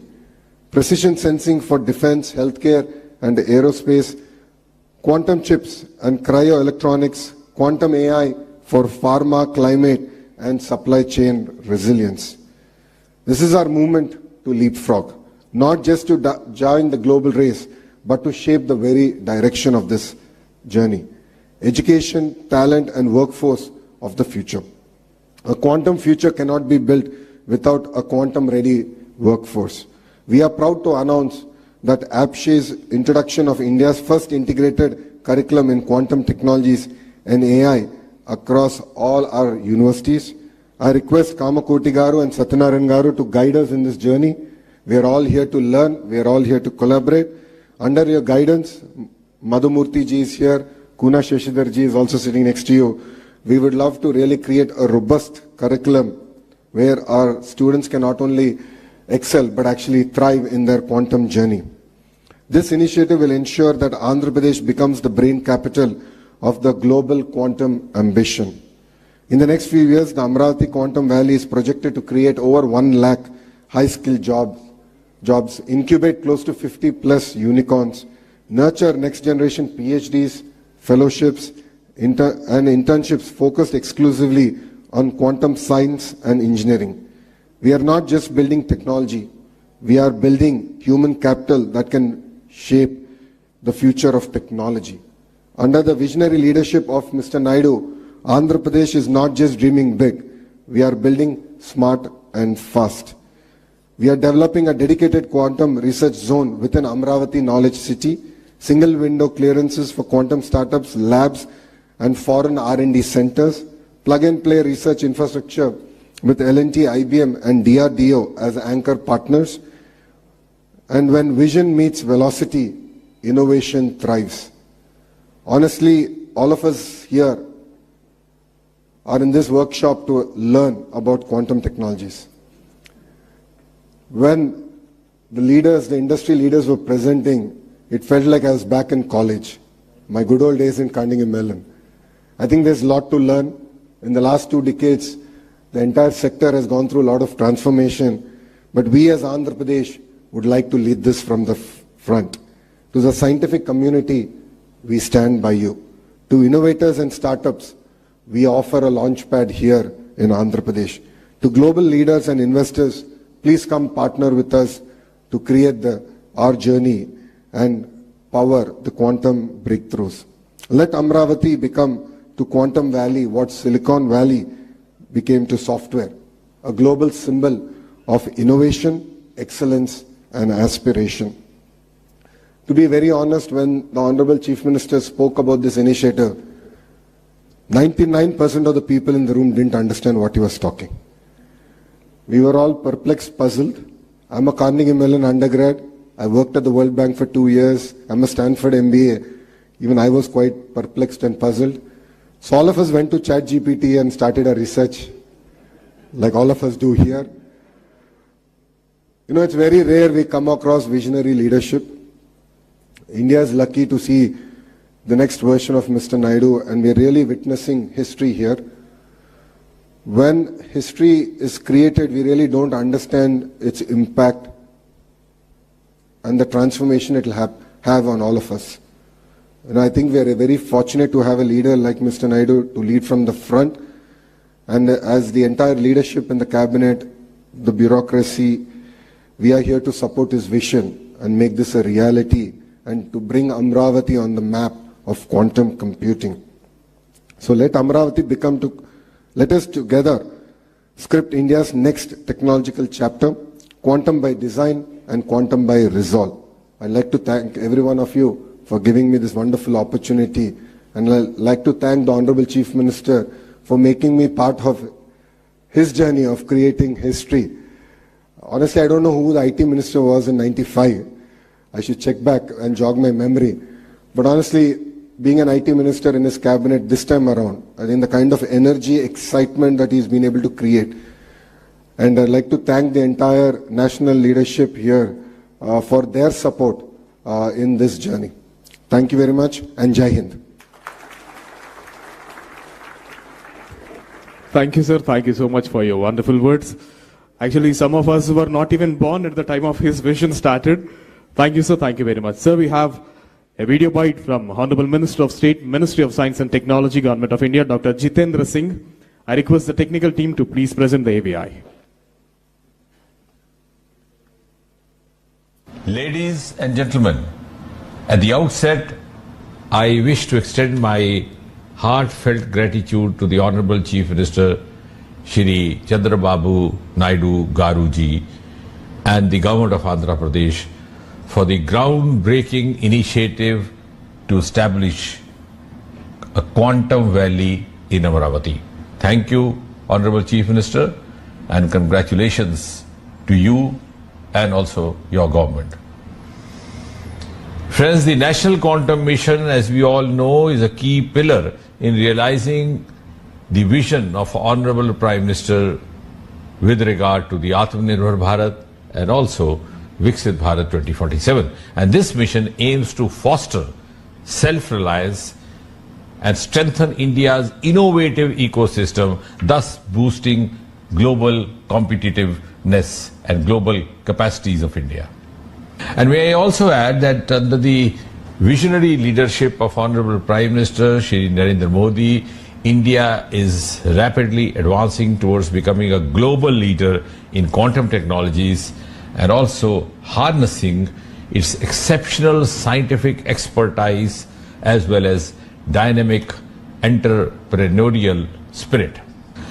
And therefore this moment today marks a significant leap in India's scientific and innovation journey. The collaboration between the IBM, the Tata Consultancy Stores, the L&T and the government of Andhra Pradesh is not just a technical alliance, it is indeed a strategic investment in the future of India's technological leadership. The Quantum Valley envisaged today is set to house India's largest quantum computer, that is 156-qubit IBM quantum system. It's going to be a landmark moment for all of us. I also extend my congratulations to all the stakeholders, the academic institutions, the R&D labs, the industry partners, the startups, the scientists, researchers, innovators who have all played a pivotal role in shaping India's quantum future. And therefore, ladies and gentlemen, the Quantum Valley initiative closely aligns with the National Quantum Mission of Government of India, reflecting India's bold ambition to emerge as a global leader in quantum technologies. It is one of the 9 missions under Prime Minister's Science Technology Innovation Advisory Council, the PM-STAC, representing India's commitment to using advanced science to tackle various challenges and seize leadership in the quantum revolution. And I'm glad to share that the Department of Science and Technology, DST, under the Ministry of Science and Technology, Government of India, is in the process of implementing the National Quantum Mission with a clear governance framework and measurable milestones. The National Quantum centers around 4 key thematic hubs, that is the T-hubs. A, Quantum Computing in Indian Institute of Sciences, Bengaluru. B, Quantum Communication at IIT Madras and CDOT. C, Quantum Sensing and Metrology at IIT Bombay. And D, Quantum Materials and Devices at IIT Delhi, thus bringing together as many as 152 researchers from 43 institutions spanning across 17 states and 2 union territories of India. And one of the key strengths of these thematic hubs, or the T-hubs, lies in their multidisciplinary approach, thus effectively bridging the gap between the cutting-edge research and the industry needs by fostering technology development, by nurturing skilled human resources, by supporting startups, as well as industry partnerships, and lastly, by also strengthening the international collaborations. The government, ladies and gentlemen, remains deeply committed to empower startups as vital engines of innovation and economic development of India. And therefore, through the National Quantum Mission of the NQM, the targeted support, including funding, infrastructure access, and expert mentorship, has been extended to 8 high potential startups.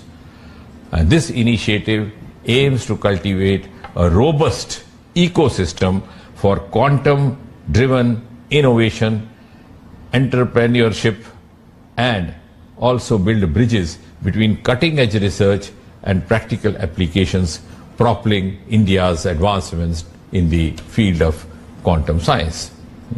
And I'm also glad to share with you that in order to strengthen the capacity building in quantum technologies, the National Quantum Mission, in collaboration with AICTE has developed a comprehensive curriculum for a B.Tech minor in quantum technologies, which would equip students with foundational knowledge and skills in this emerging domain. And therefore, I can say with confidence that India's national quantum mission is also closely aligned with the flagship initiatives such as Make in India, such as Digital India, thus fostering technological self-reliance in critical sectors. And this commitment is reinforced by NQM through awareness programs, through conferences, through brainstorming sessions that actively engage stakeholders across academia, across R&D labs, across industry, across startups, and across the government sections. And before I conclude, ladies and gentlemen, let me make a very earnest call. Let us all unite in our collective endeavor to build a self-reliant and technologically advanced India, echoing the clarion call of Jai Jawan, Jai Kisan, Jai Vigyan, Jai Anusandhan, and embodying the true spirit of Sabka Saath, Sabka Vikas, Sabka Vishwas, Sabka Prayas.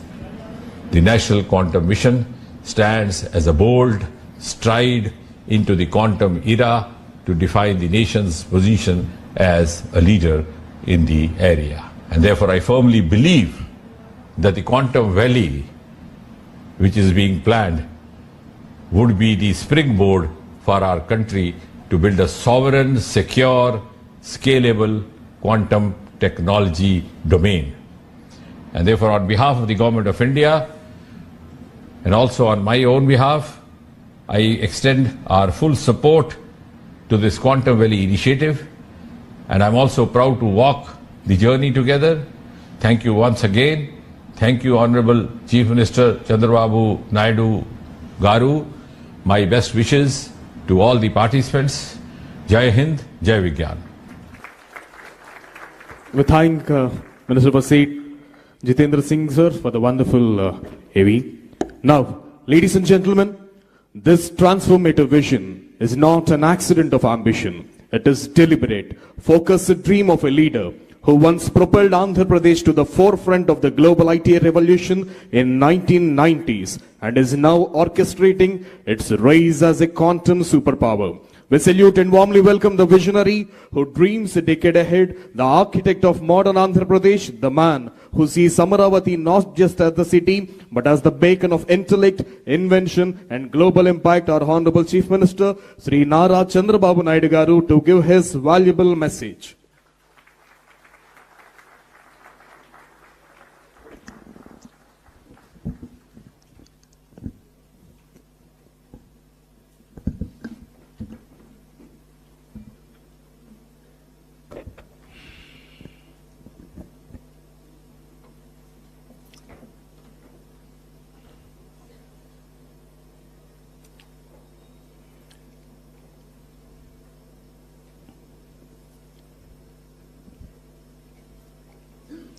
Honorable Minister of State, Minister of Science and Technology, Government of India. Just now he appeared on video conference, Dr. Jitendra Singh Ji. Honorable Minister for IT, Electronics, RTG, and Human Resource Development, Nara Lokesh Garu. Honorable Principal Scientist, Honorable Principal Scientific Advisor to Government of India, Sri Professor Abhay Kumar Sood Garu. Honorable Secretary, Department of Science and Technology, DST, Government of India, Professor Abhay Karandekar Garu. Respected Vijayananda Garu, Her Excellency Jennifer Larson Garu, K.N. Satyanarayana Garu, Professor Kamakoti Garu, Madhumurthy Garu, Satish Garu, Rajan Garu, Sandeep Patel Garu, our Secretary, respected Bhaskar Garu, and friends. Originally, we thought to promote quantum computing. Then I thought to invite some of important people who will do this job. By that time, Government of India has announced quantum mission. Here is a man, Mr. Kamakoti. Once any idea will come on his mind, he won't leave. Continuously he is pursuing things. Then he came to me. Sir, it is a important momentum for all of us. We have to push quantum computing. How to do it, we have to work it out. Then immediately I contacted Government of India, Secretary Abhayji, and then Minister. They also agreed in principle. Then how to move further, I had a discussion with some of our major players. One, Mr. Venkat from IBM. He is also very responsible at that time. Immediately responded, yes sir, we are in full swing. But ultimately, Government of India has to accept, and also other players has to come forward. Then we created an ecosystem, TCS, IBM, and L&T. All three people made it a reality. I really appreciate these three players who joined together, and Government of India and Government of Andhra Pradesh are fully supporting them. Friends, you are all aware. So many aspirations and ambitions our people have expressed today. I am remembering my olden days, that is late 90s. At that time, Bill Gates innovated. Because of that innovation, world has become a global village. That was the beginning. I am following, as Mr. Lokesh has rightly mentioned, I started working for IT when he was 7th class. But I applied information technology in 1983-84, just he was born at that time. So, very inspiringly, I had some vision. Information technology will bring transparency, speediness, accountability, and whatnot, everything. That was the beginning. In India, nobody had a clue how to move forward. First time, I had a meeting with, today quantum computing, at least so many people have come. At that time, only few takers and some.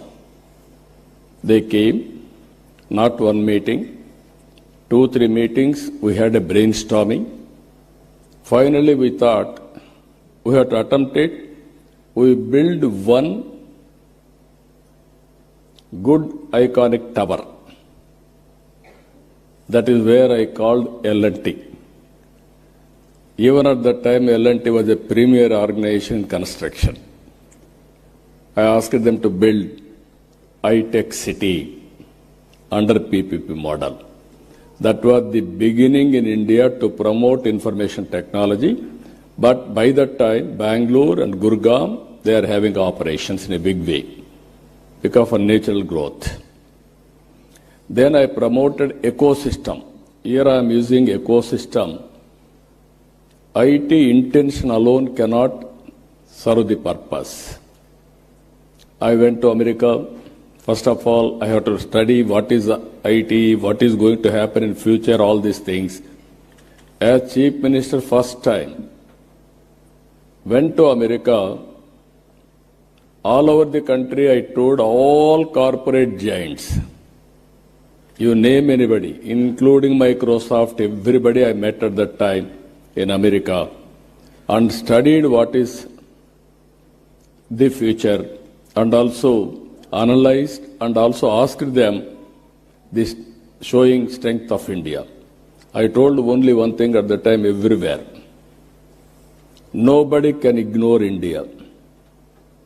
India is very strong in information technology for future. Reason is British people, after giving independence to us, they left English to us. They have taken my Kohinoor diamond also at that time, but they left English to us. Second, Indians are very strong in mathematics. Zero invented by Indian. So that is our strength. This is where I used to promote. Then after 15 days I came back. I started number of engineering colleges. And also I promoted IT education and asking people to educate their children in IT. All these things, starting with iTech City, working with the IT promotion in all walks of life. Today I can say very proudly, Hyderabad has become a hub for IT and also all related, not only IT, all futuristic technologies. Highest per capita income in India, contributing Hyderabad 75% income for the state. I can announce proudly, all over the world, every 4 or 3, one is Indian in IT sector. Among Indians, 35% are Telugu community all over the world, including India. Now again I can say one thing, highest per capita income all over the world, you go to any country, America, our Consul General is here. I am proud to say we are serving your country, our people, in a big way. That is where highest per capita income, you go any country, Australia, Africa, or America, everywhere, Indians are earning. All these things happened within 25 years' time. Now I am saying, at that time, iTech City with IT, America is having Silicon Valley. We wanted to create Quantum Valley in India. That is where Andhra Pradesh comes. That is the inspiration. We are having to start Quantum Valley and also quantum computing. As Sandeep Patel has rightly mentioned, people are thinking, what is the use for IT or quantum computing? I don't have any doubt about it. Today, everything is related with technologies. Earlier, we used to send people for war. It is no more relevant. Without technology, no war at all. Technology, knowledge, these are all the future. So to empower our community in all walks of life, we have to go for latest technologies, then only we can empower, otherwise it's impossible. One thing I want to place before you, all of you, India is very strong. For that 3-4 reasons. We started economic reforms late. That was 1991. Even that economic reforms was started by P.V. Narasimha is also Telugu bidda from here only, from Andhra Pradesh only. Second advantage for India, 1995 technology evolution. I can say revolution. India took first mover advantage. I am very happy I played some role on that, major role. I remember ecosystem was not conducive at the time. Education, supporting infrastructure and operations, everything. Then I used to fight successive prime ministers, 3 prime ministers, for deregulation of telecommunication sector. Sometimes these are all the pleasant memories we have to remember. At that time, there are 2 public sector companies. One is BSNL, even today that is there. BSNL domestic calls. Another is VSNL international calls. At that time, my son was studying in America, Mr. Lokesh. As Chief Minister, I was not ventured to telephone to him because of heavy bill. Then there will be question and answer in assembly. I have to answer all those things. And also at that time, there was a lightning call. Immediately they had to connect, expected to connect. It used to take 1 week, 7 days. At that time, there were manual exchanges. That operator is supreme. He wanted to give lightning call, he can give. Otherwise, he will avoid. That were the days. I studied all over the world. Countries are moving very fast, contributing cell phones, everything. Then I used to talk all these things. Then when I spoke about cell phone, everybody heckled me, political opposition. Cell phone can give food or shelter or water, what you are talking, why you are doing all these things, who wants this, like that. Today, after 25 years, wife can live without husband.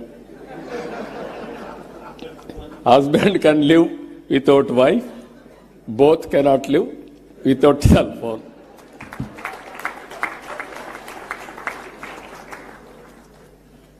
As a matter of fact, it is a weapon for everything. I can work, I can communicate, I can operate, I can do everything. But not everything. That is where reforms has taken place. Third one, technology evolution. Indians are playing major role. Now India is having advantage demographic dividend. This some of you may not understand. Biggest advantage for India, young India. Always youngsters can take risk. While all other countries are facing aging problem, this demographic dividend advantage will be there up to 2047. Now I can say proudly, India's population is 146 crore population. China's population is 130 crore now. India will increase up to 170, 165. China population will be 100 crores. It is decreasing now. So, Indians can service the Indian community 80%. 20% can service global community now.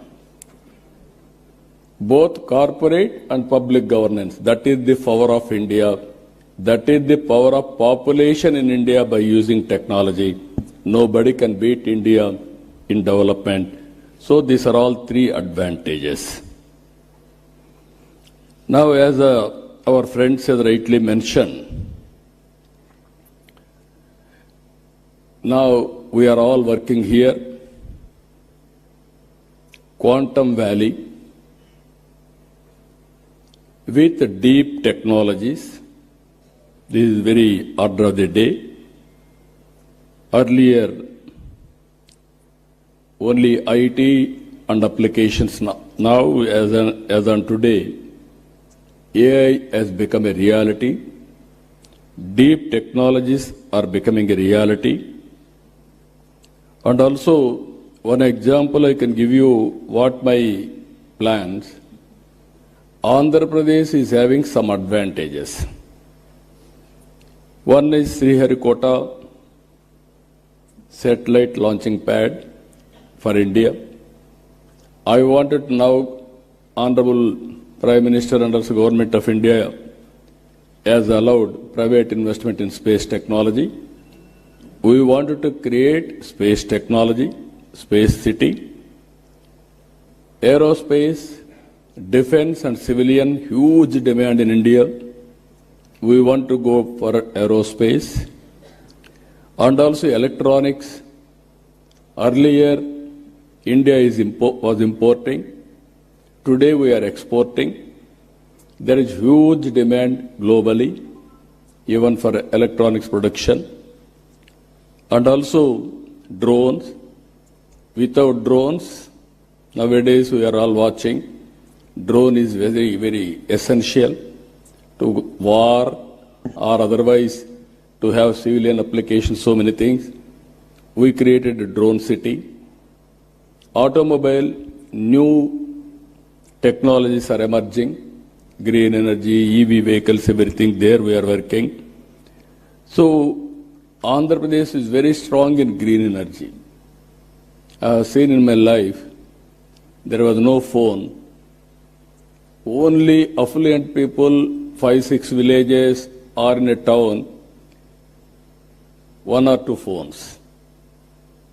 In 1989, when I started 1978 as MLA, 89 I contested from Kuppam.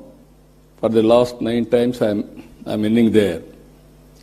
I announced in Kuppam in one public meeting, I am going to bring electronic exchange. Then my opposition criticized me, how he is going to bring electronic exchange? Manual, because we had only 20 phones in the constituency itself. That was the issue now. Everybody in my constituency today, they are having cell phones, smartphones, everybody is operating. Today, if you can see, in my government, all services I wanted to provide through WhatsApp governance. That is what IT Ministry has started. It is going on as on today extremely well. By August 15th, 100% services will be online. Nobody need to come to office. There is one more advantage in this. I can analyze through AI tool what type of complaints, who is complaining, whom they are complaining, then I can take so many actions. Now here I wanted to request all of you, this is the ecosystem we wanted to create. There, quantum computing is very much needed.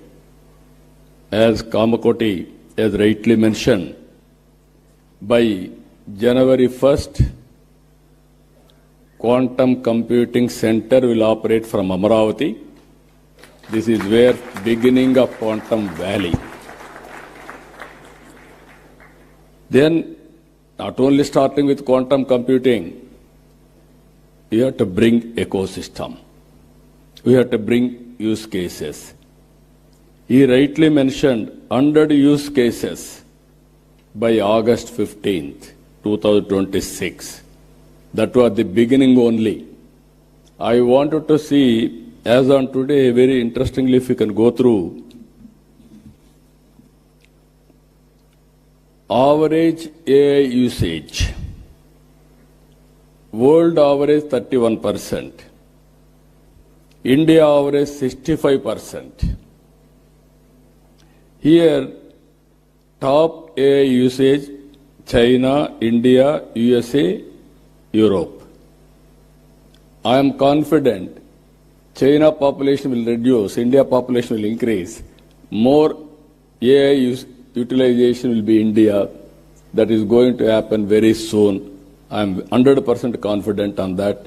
If you talk all these things, if you see here, 92% of Indian knowledge workers are using AI. Just now, IT Minister rightly mentioned, he had a confusion on quantum computing. Then he asked ChatGPT. Immediately, it has given answer for him. Then no need to shy away, or otherwise, he got answer for that. That is the future now. I'm saying to all my workers, everybody, any doubt, you can go, you can prepare with a ChatGPT, this type of solutions. But ultimately, what I am thinking, for example, in Andhra Pradesh, TCS is our partners not now on information technology from the beginning. Now we are working data lake. By integrating all records in Andhra Pradesh with the data, individuals, authentication with the Aadhaar, and also family as a unit, and every house is geotagged, and also GPI, GI, and also Government of India programs, Government of Andhra Pradesh programs, and public satisfaction, service delivery, all files online. Now we are going, historical data is available, we are computerizing, we are putting on cloud or data centers, and at the same time, tools are available, AI, now we are talking quantum AI, AI for quantum computing, and also real-time data is available now through satellite, drones, CCTV cameras, IoT, wearables, sensors. By creating aware, we are getting 42 parameters real time. It may be temperature, humidity, rainfall, thunderbolt prediction, cyclone, cloud burst, soil moisture, groundwater, reservoir water, whatnot, everything. Even pest, crop pattern, prediction of crop yield, so that I can plan it for marketing. If I get all these things, for government, if I link with quantum computing, real time, I can get data, historical data is available, knowledge is available globally, computing with AI, quantum computing. I can communicate real time to the last mile again for execution. That is a game changer for future, either for health, either for agriculture, either for any walks of life. If you can do that, then youngsters are here, startup companies,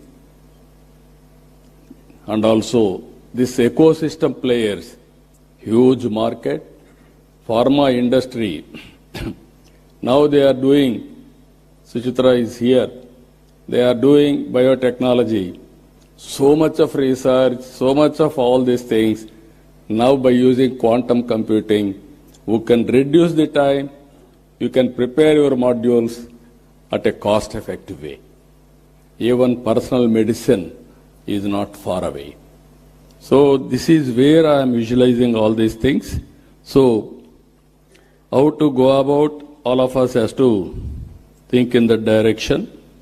As our Excellency Jennifer has rightly mentioned, India and America, two big democracies. We have to compete with each other, we have to work together for each other for global good. India and America has to do in that direction. That will go a long way. Even Secretary has rightly mentioned now, they are building ecosystem.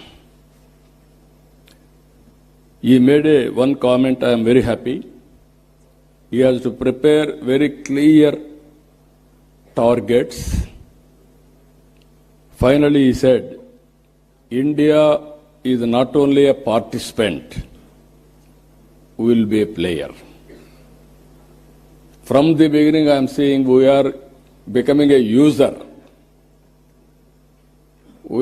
Software, we are very strong. But at the same time, products, we are very weak. That is the biggest challenge, sir. I am telling you, you give challenges to our people. They are prepared to go for products. In the initial stage, entrepreneurs, we have to give some leverage. Even some people may fail, but we have to encourage. Then they will be successful. So, in this meeting, I am telling so many people you have seen from the morning, so much of enthusiasm. Now you prepare, quantum computing means not only getting one machine and putting in Amravati, then you think quantum computer has come, my work is over. No. How to create that ecosystem is important. Today also we had some meetings, all experts. I am only a policy maker. I will protect everybody's interest. If I cannot promote, nobody can promote quantum computing or deep technologies in this country. Fortunately, now we are having a Prime Minister. He is ahead of me. He is always thinking future. Earlier, I have seen so many Prime Ministers, I used to talk to them. Sometimes they used to say, we won't understand why you are making me to suffer. That were the days. Today, if I talk something, Prime Minister will give not only answer, he will give a solution. That is how he is working. We are proud, that's where I am saying always, right time, right leader, right place. That is Honorable Prime Minister Narendra Modi ji. With this, even yesterday was talking to me, now sending people to war, there is no relevance. We have to concentrate on technology. How to use technology and new innovations, that is the order of the day, that is where is working in the direction. Just now, Ajay Kumar Sood has rightly mentioned, this year, International Year of Quantum Computing by UN, even strategic autonomy, anything for that matter, we have to move in that direction. As he rightly mentioned, imagine quantum satellite. As on today, satellite is giving some advantages.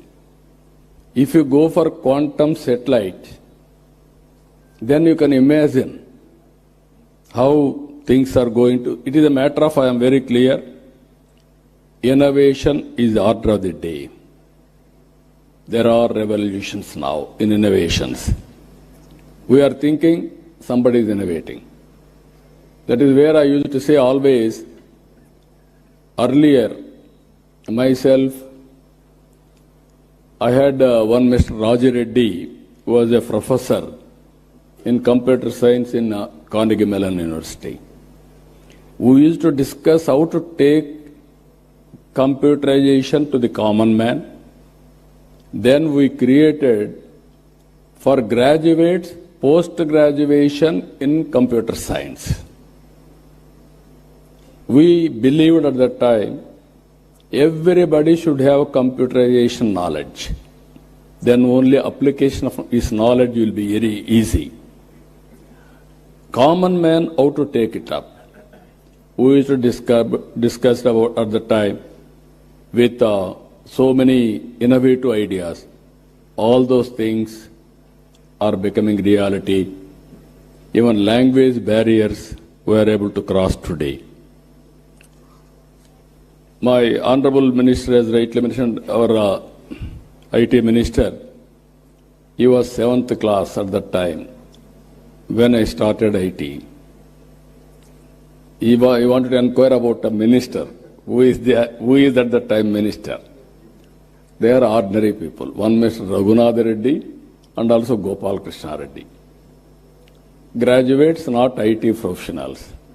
Now he is Carnegie Mellon University Computer Science Minister background and also Stanford MBA. Both are very good in designation. Now he has to understand IT and apply IT and also use quantum computing and produce outcomes, use cases. That is his responsibility as minister.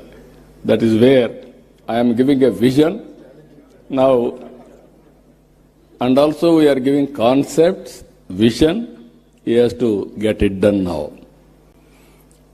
As Honorable Minister has rightly mentioned, Government of India is committed for a cause through quantum mission, and also Government of Andhra Pradesh has taken lead. He created some hubs, all these things he explained all of us. Funds, resources is not the constraint. When there is a will, everything will fall in line. We can create wealth. We can generate revenues. Again, we can spend money. That is how economy will run. So all friends are here. It is a win-win situation. All ecosystem players, I am requesting, you join us for this great momentum. I don't have any doubt we will achieve it. But as our friends have mentioned, India should become a player, not a participant. Any ecosystem we have to create. All international companies, I am telling you, if you miss now, you will miss forever. Nobody can venture missing India. It is a happening place, and also no longer if you think we will develop a product, we will market in India. No, you develop a product in India and you use Indian market also and also Indian resources. So with everything, we are having clear vision. We will transform our vision with the support of Government of India. Friends, I am requesting, sky is the limit for innovations. You are thinking somebody is innovating. Essence of time, you have to keep it in mind. Move in the competitive world, then everything is possible. I am very happy by seeing all of you, so much of response. Even our people have stopped at one stage further registrations because room is very full. That is the enthusiasm it has created now. As our people have rightly mentioned, we have created one ecosystem, Ratan Tata Innovation Hub at Amaravati, and also 5 zones, 5 spoke models. We wanted to bring industry to lead, academic institutions as knowledge partner, and also I wanted to promote in a big way every one family, one entrepreneur. Earlier I promoted one family, one IT professional. It has served my purpose.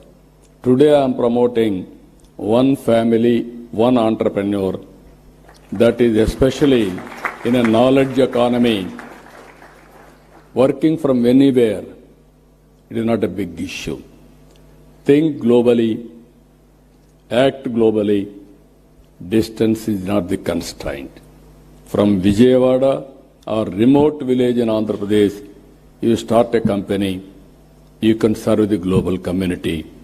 That is the for today. That is going to happen for future. With this, for all our endeavors, quantum computing is going to play very crucial role. It will be next level. It won't come below this. With this excellent meeting, always I am saying I am a student, learning from others, and through public policies, I wanted to implement for the empowerment of people. Even today, by sitting here 4 or 5 hours, I am writing everything. I am understanding next level of technologies, how to integrate in my governance. I am very happy. Excellent occasion, very good momentum. Today you are going to declare Amaravati declaration. That declaration will take it up to the logical conclusion. I am assuring you again and again, any hurdles, I will work it out, I will sort it out. But Government of India is here, there won't be any hurdles now. Everything is positive. So, good luck for all of us. Thank you. Excellent day. All of you joined. All giants are here. National, international experts are here. Now everything is possible. Good luck for all of us. Thank you. Thank you one and all. And this vision derived a standing ovation from all the investors.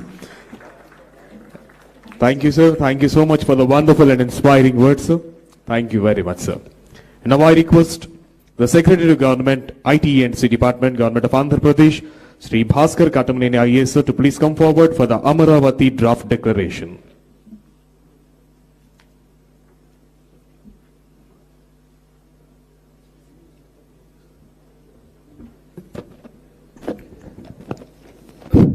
Honorable CM Sir, Honorable Minister for IT, Sri Lokesh Garu, Her Excellency, and all the dignitaries on the stage. Sir, morning, we started a day little early. From 8 o'clock to 11 o'clock, we had 3 roundtables with experts, including experts from the different areas, government officials, our global partners, startups, as well as the academia.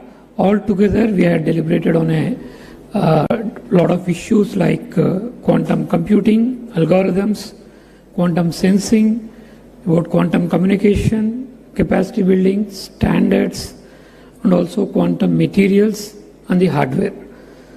After deliberating all these things, we had prepared a short draft declaration based on the deliberations so far. We will read out the declaration, and then as the day progresses, sir, the further sessions also, all the suggestions coming in, all the ideas coming in, will further incorporate, and the final declaration we will be doing at the end of the day, incorporating all the ideas. In your presence, we want to take your guidance also, and a few of the experts would be leaving after this session. So we wanted to take this opportunity to also have their ideas on that. That is the reason we are presenting the draft declaration now, which will further improve during the course of the day to make a final declaration, sir. So I'll read it out, sir. The preamble to the declaration, recognizing the transformative power of quantum technologies to advance computation, secure communication, high precision sensing, and national resilience, and inspired by Amaravati's vision to be India's quantum gateway. Sir, we want to be the quantum gateway for the country, sir, and we want to be the path bearers. So we mentioned the same, and we adopt the following commitments, sir. So the joint commitment, sir, is that we want to create a living lab infrastructure because these technologies are still evolving and they'll continue to evolve for a few years. So initially, sir, as the first step, we want to create a Quantum Valley, wants to establish India's largest open quantum test bed, so that a lot of startups and companies can come and start using that.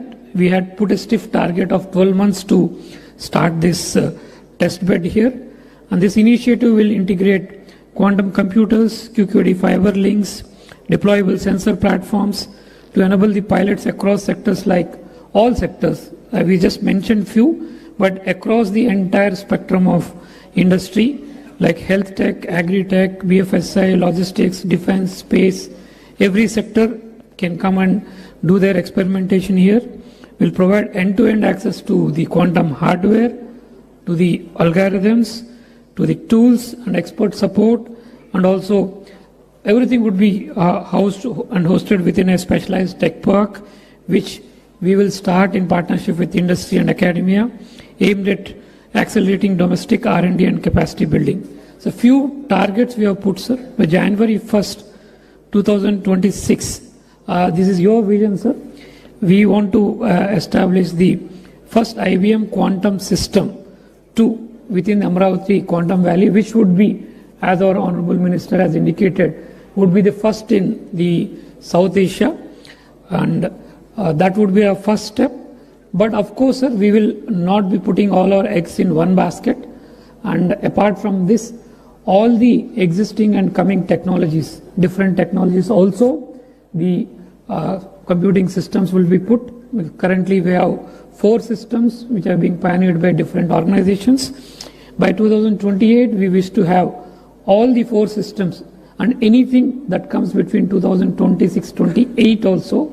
We are very selfish. We want those systems also to come into Amravati Quantum Valley, sir.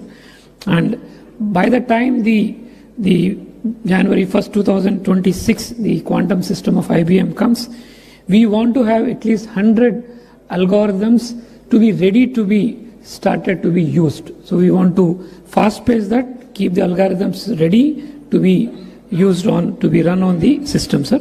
By 2028, as you have said, other technologies also would be brought in.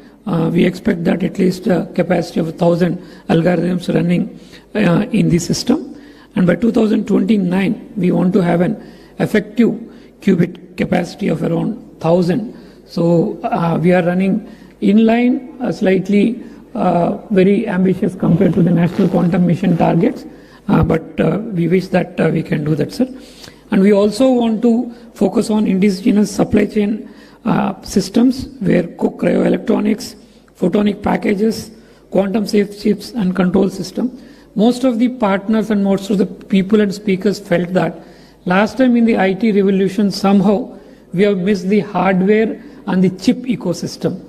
And this time we should not do that, and we should ensure that from the computing systems we should also take advantage and build the hardware ecosystem where we are able to manufacture the hardware chips required within the country itself and also export to the other parts of the country, what Taiwan is able to do for the world today in the normal chips which are using processors and all. In terms of quantum chips and quantum hardware, India should become the place, and Amravati Quantum Valley should become the place where the chips and hardware are designed and manufactured.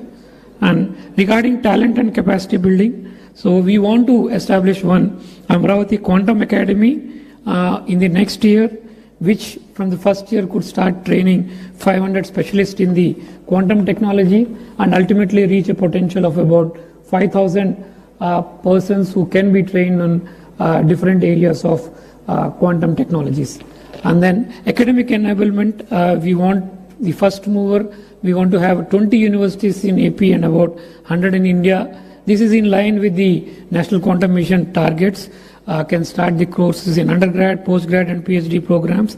The timelines we have put to ourselves by about January 1, 2026.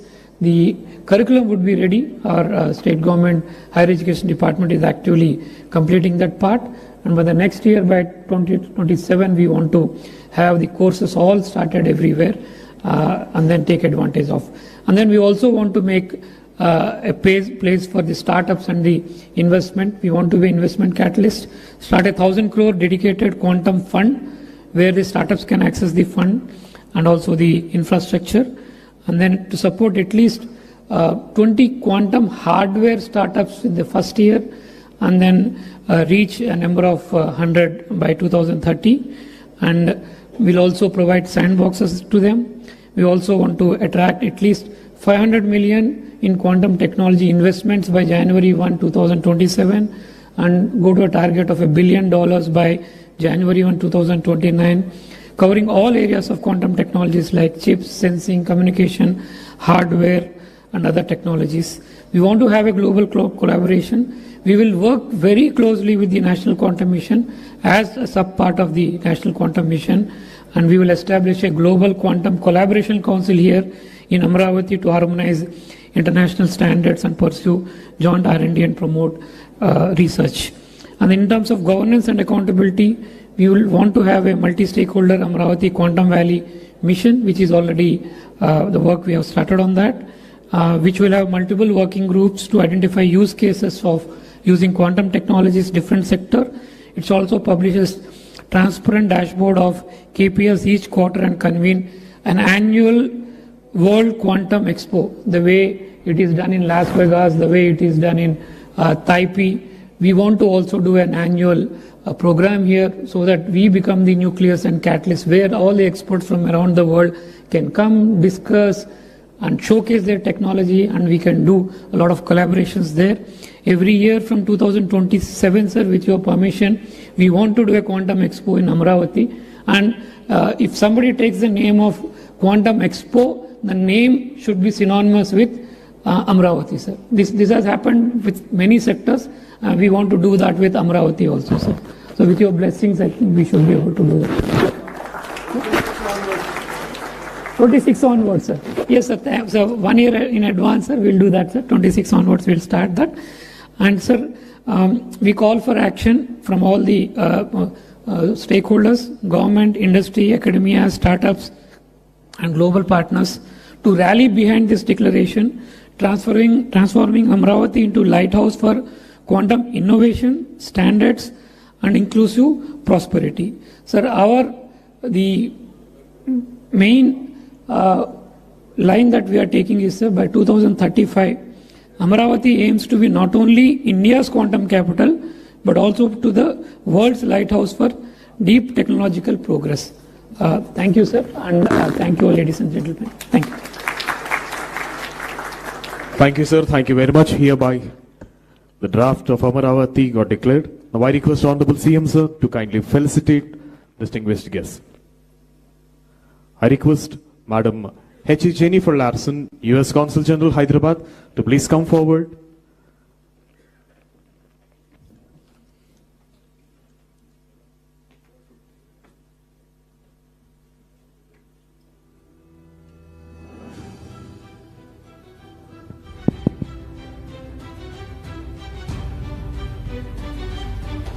H.E. Jennifer Larson, U.S. Consul General, Hyderabad.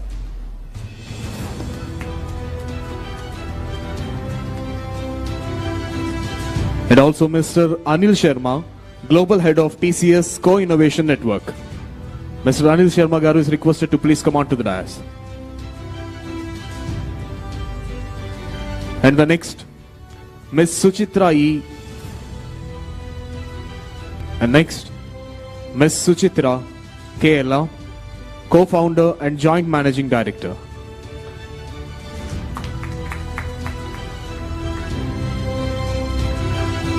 Next comes Mr. Rajiv Kumar, Managing Director, Microsoft India Development Center.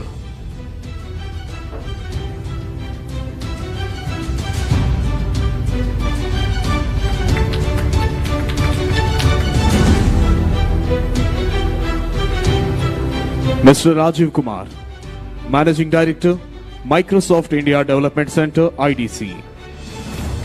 And the next comes Mr. Amitabh Ghoshal, Vice President, India Operations, L3 Harris.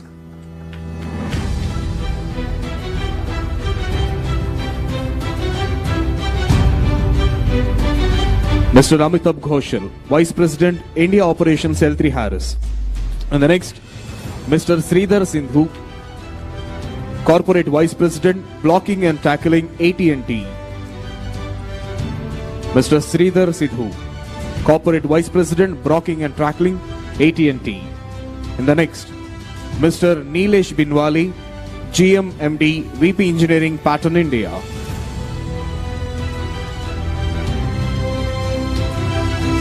Mr. Neeraj Biniwale, GM MDVP Engineering Pattern India.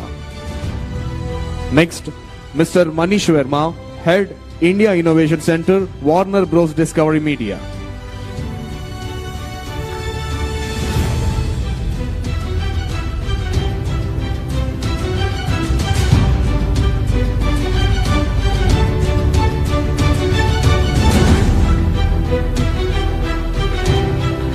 Mr. Manish Verma, Head India Innovation Center, Warner Bros. Discovery Media. Next, Mr. Phani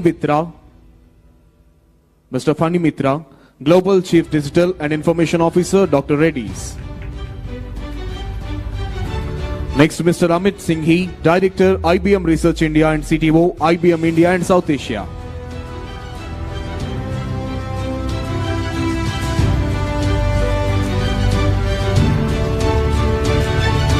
Mr. Amit Singhi, Director, IBM Research India and CTO, IBM India and South Asia. Mr. Rahul Sharma, Managing Director, USIBC. Mr. Rahul Sharma, Managing Director, USIBC. And next, Air Marshal DC Kumaria, formerly Vice Chief of Indian Air Force, Military Advisor to BAE Systems India. We invite Air Marshal DC Kumaria, retired.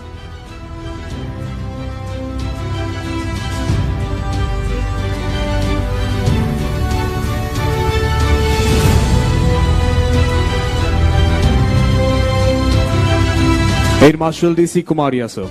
And next, Sri Sandeep Patil, Managing Director, IBM India Private Limited.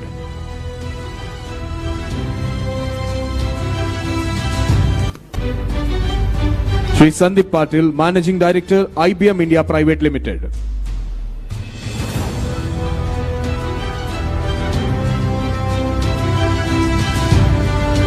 Sri Scott Cowder, Vice President, IBM Quantum Adoption.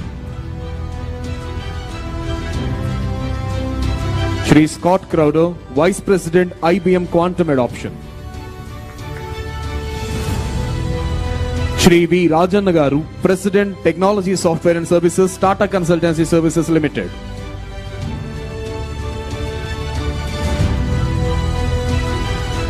Sri V. Rajanagaru, President, Technology Software and Services, Tata Consultancy Services. Sri M. V. Manish, Sri M. V. Satish Garu, former whole-time Director and current Executive Committee Member and Advisor to CMD, Larsen & Toubro. Shri M.V. Satish Garu.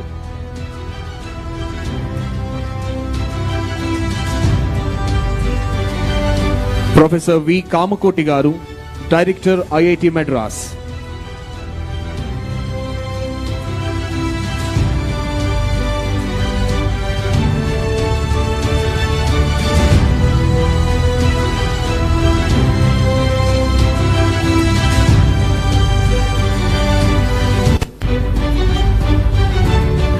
Professor V. Kamakoti Garu, Director, IIT Madras.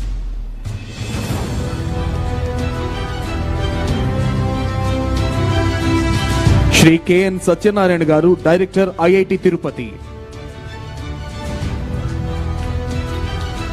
Shri K. N. Satyanarayan Garu, Director, IIT Tirupati.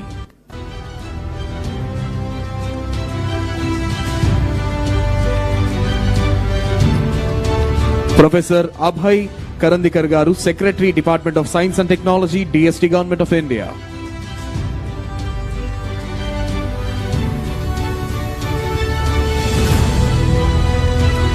Professor Abhay Karandikar Garu, Secretary, Department of Science and Technology, Government of India.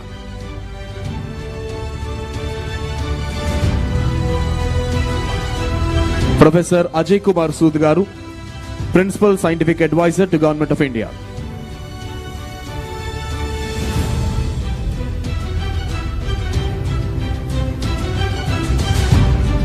Now I request Sri Kona Sesdar IAS, Secretary to Government, Higher Education Department, Government of Andhra Pradesh, to please propose the vote of thanks.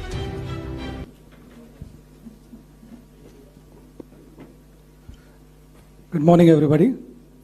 My colleague, Secretary IT Bhaskar, deals with the technology side, and I, as Secretary Education, Skill Development and Training, deal with the academic side. As you know, it takes two hands for a clap. I assure you, sir, that we'll work very closely along with industry to realize your vision. As we conclude this inspiring inaugural session of the Amaravati Quantum Workshop 2025, it is my privilege to deliver the word of thanks on behalf of the Government of Andhra Pradesh.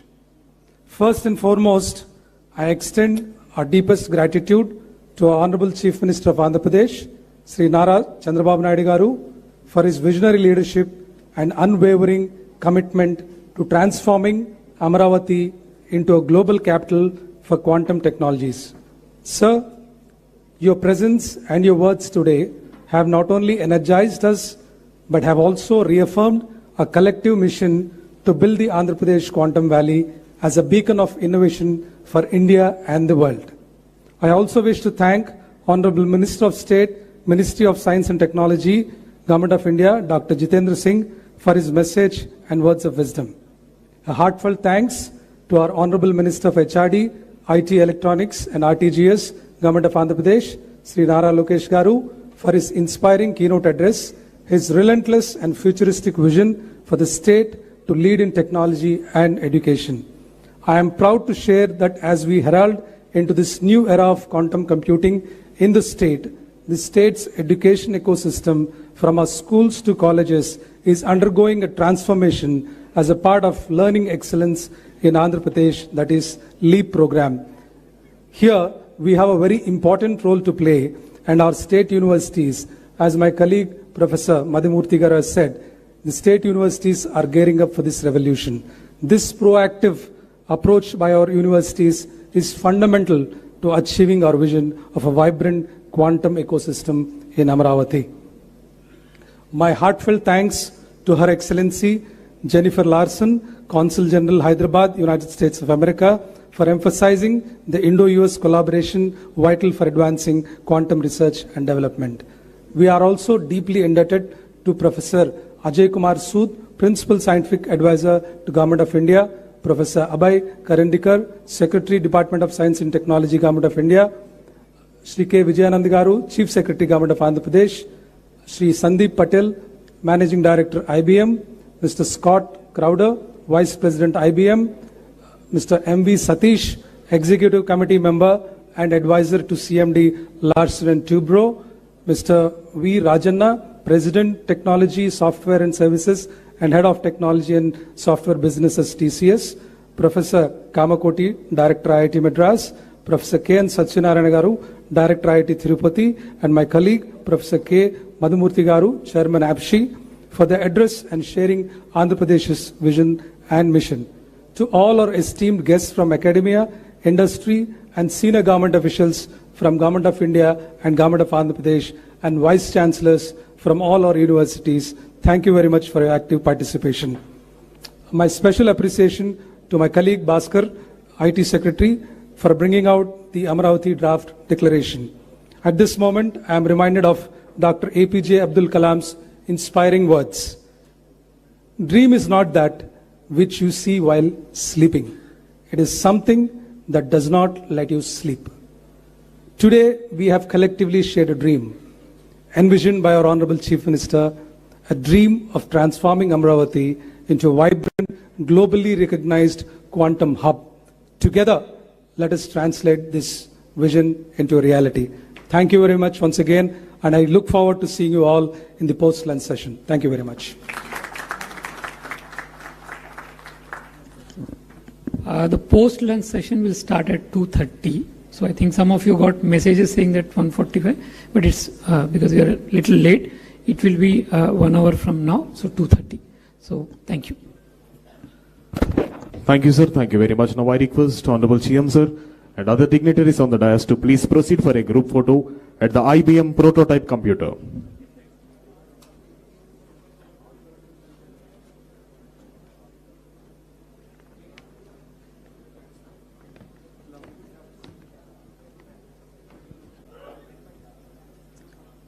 IBM leads the world in quantum computing. Honorable CM, sir, along with the Minister for IT and other dignitaries from various parts of the nation and the world, are having a group picture at the IBM Quantum System 2. The future is here.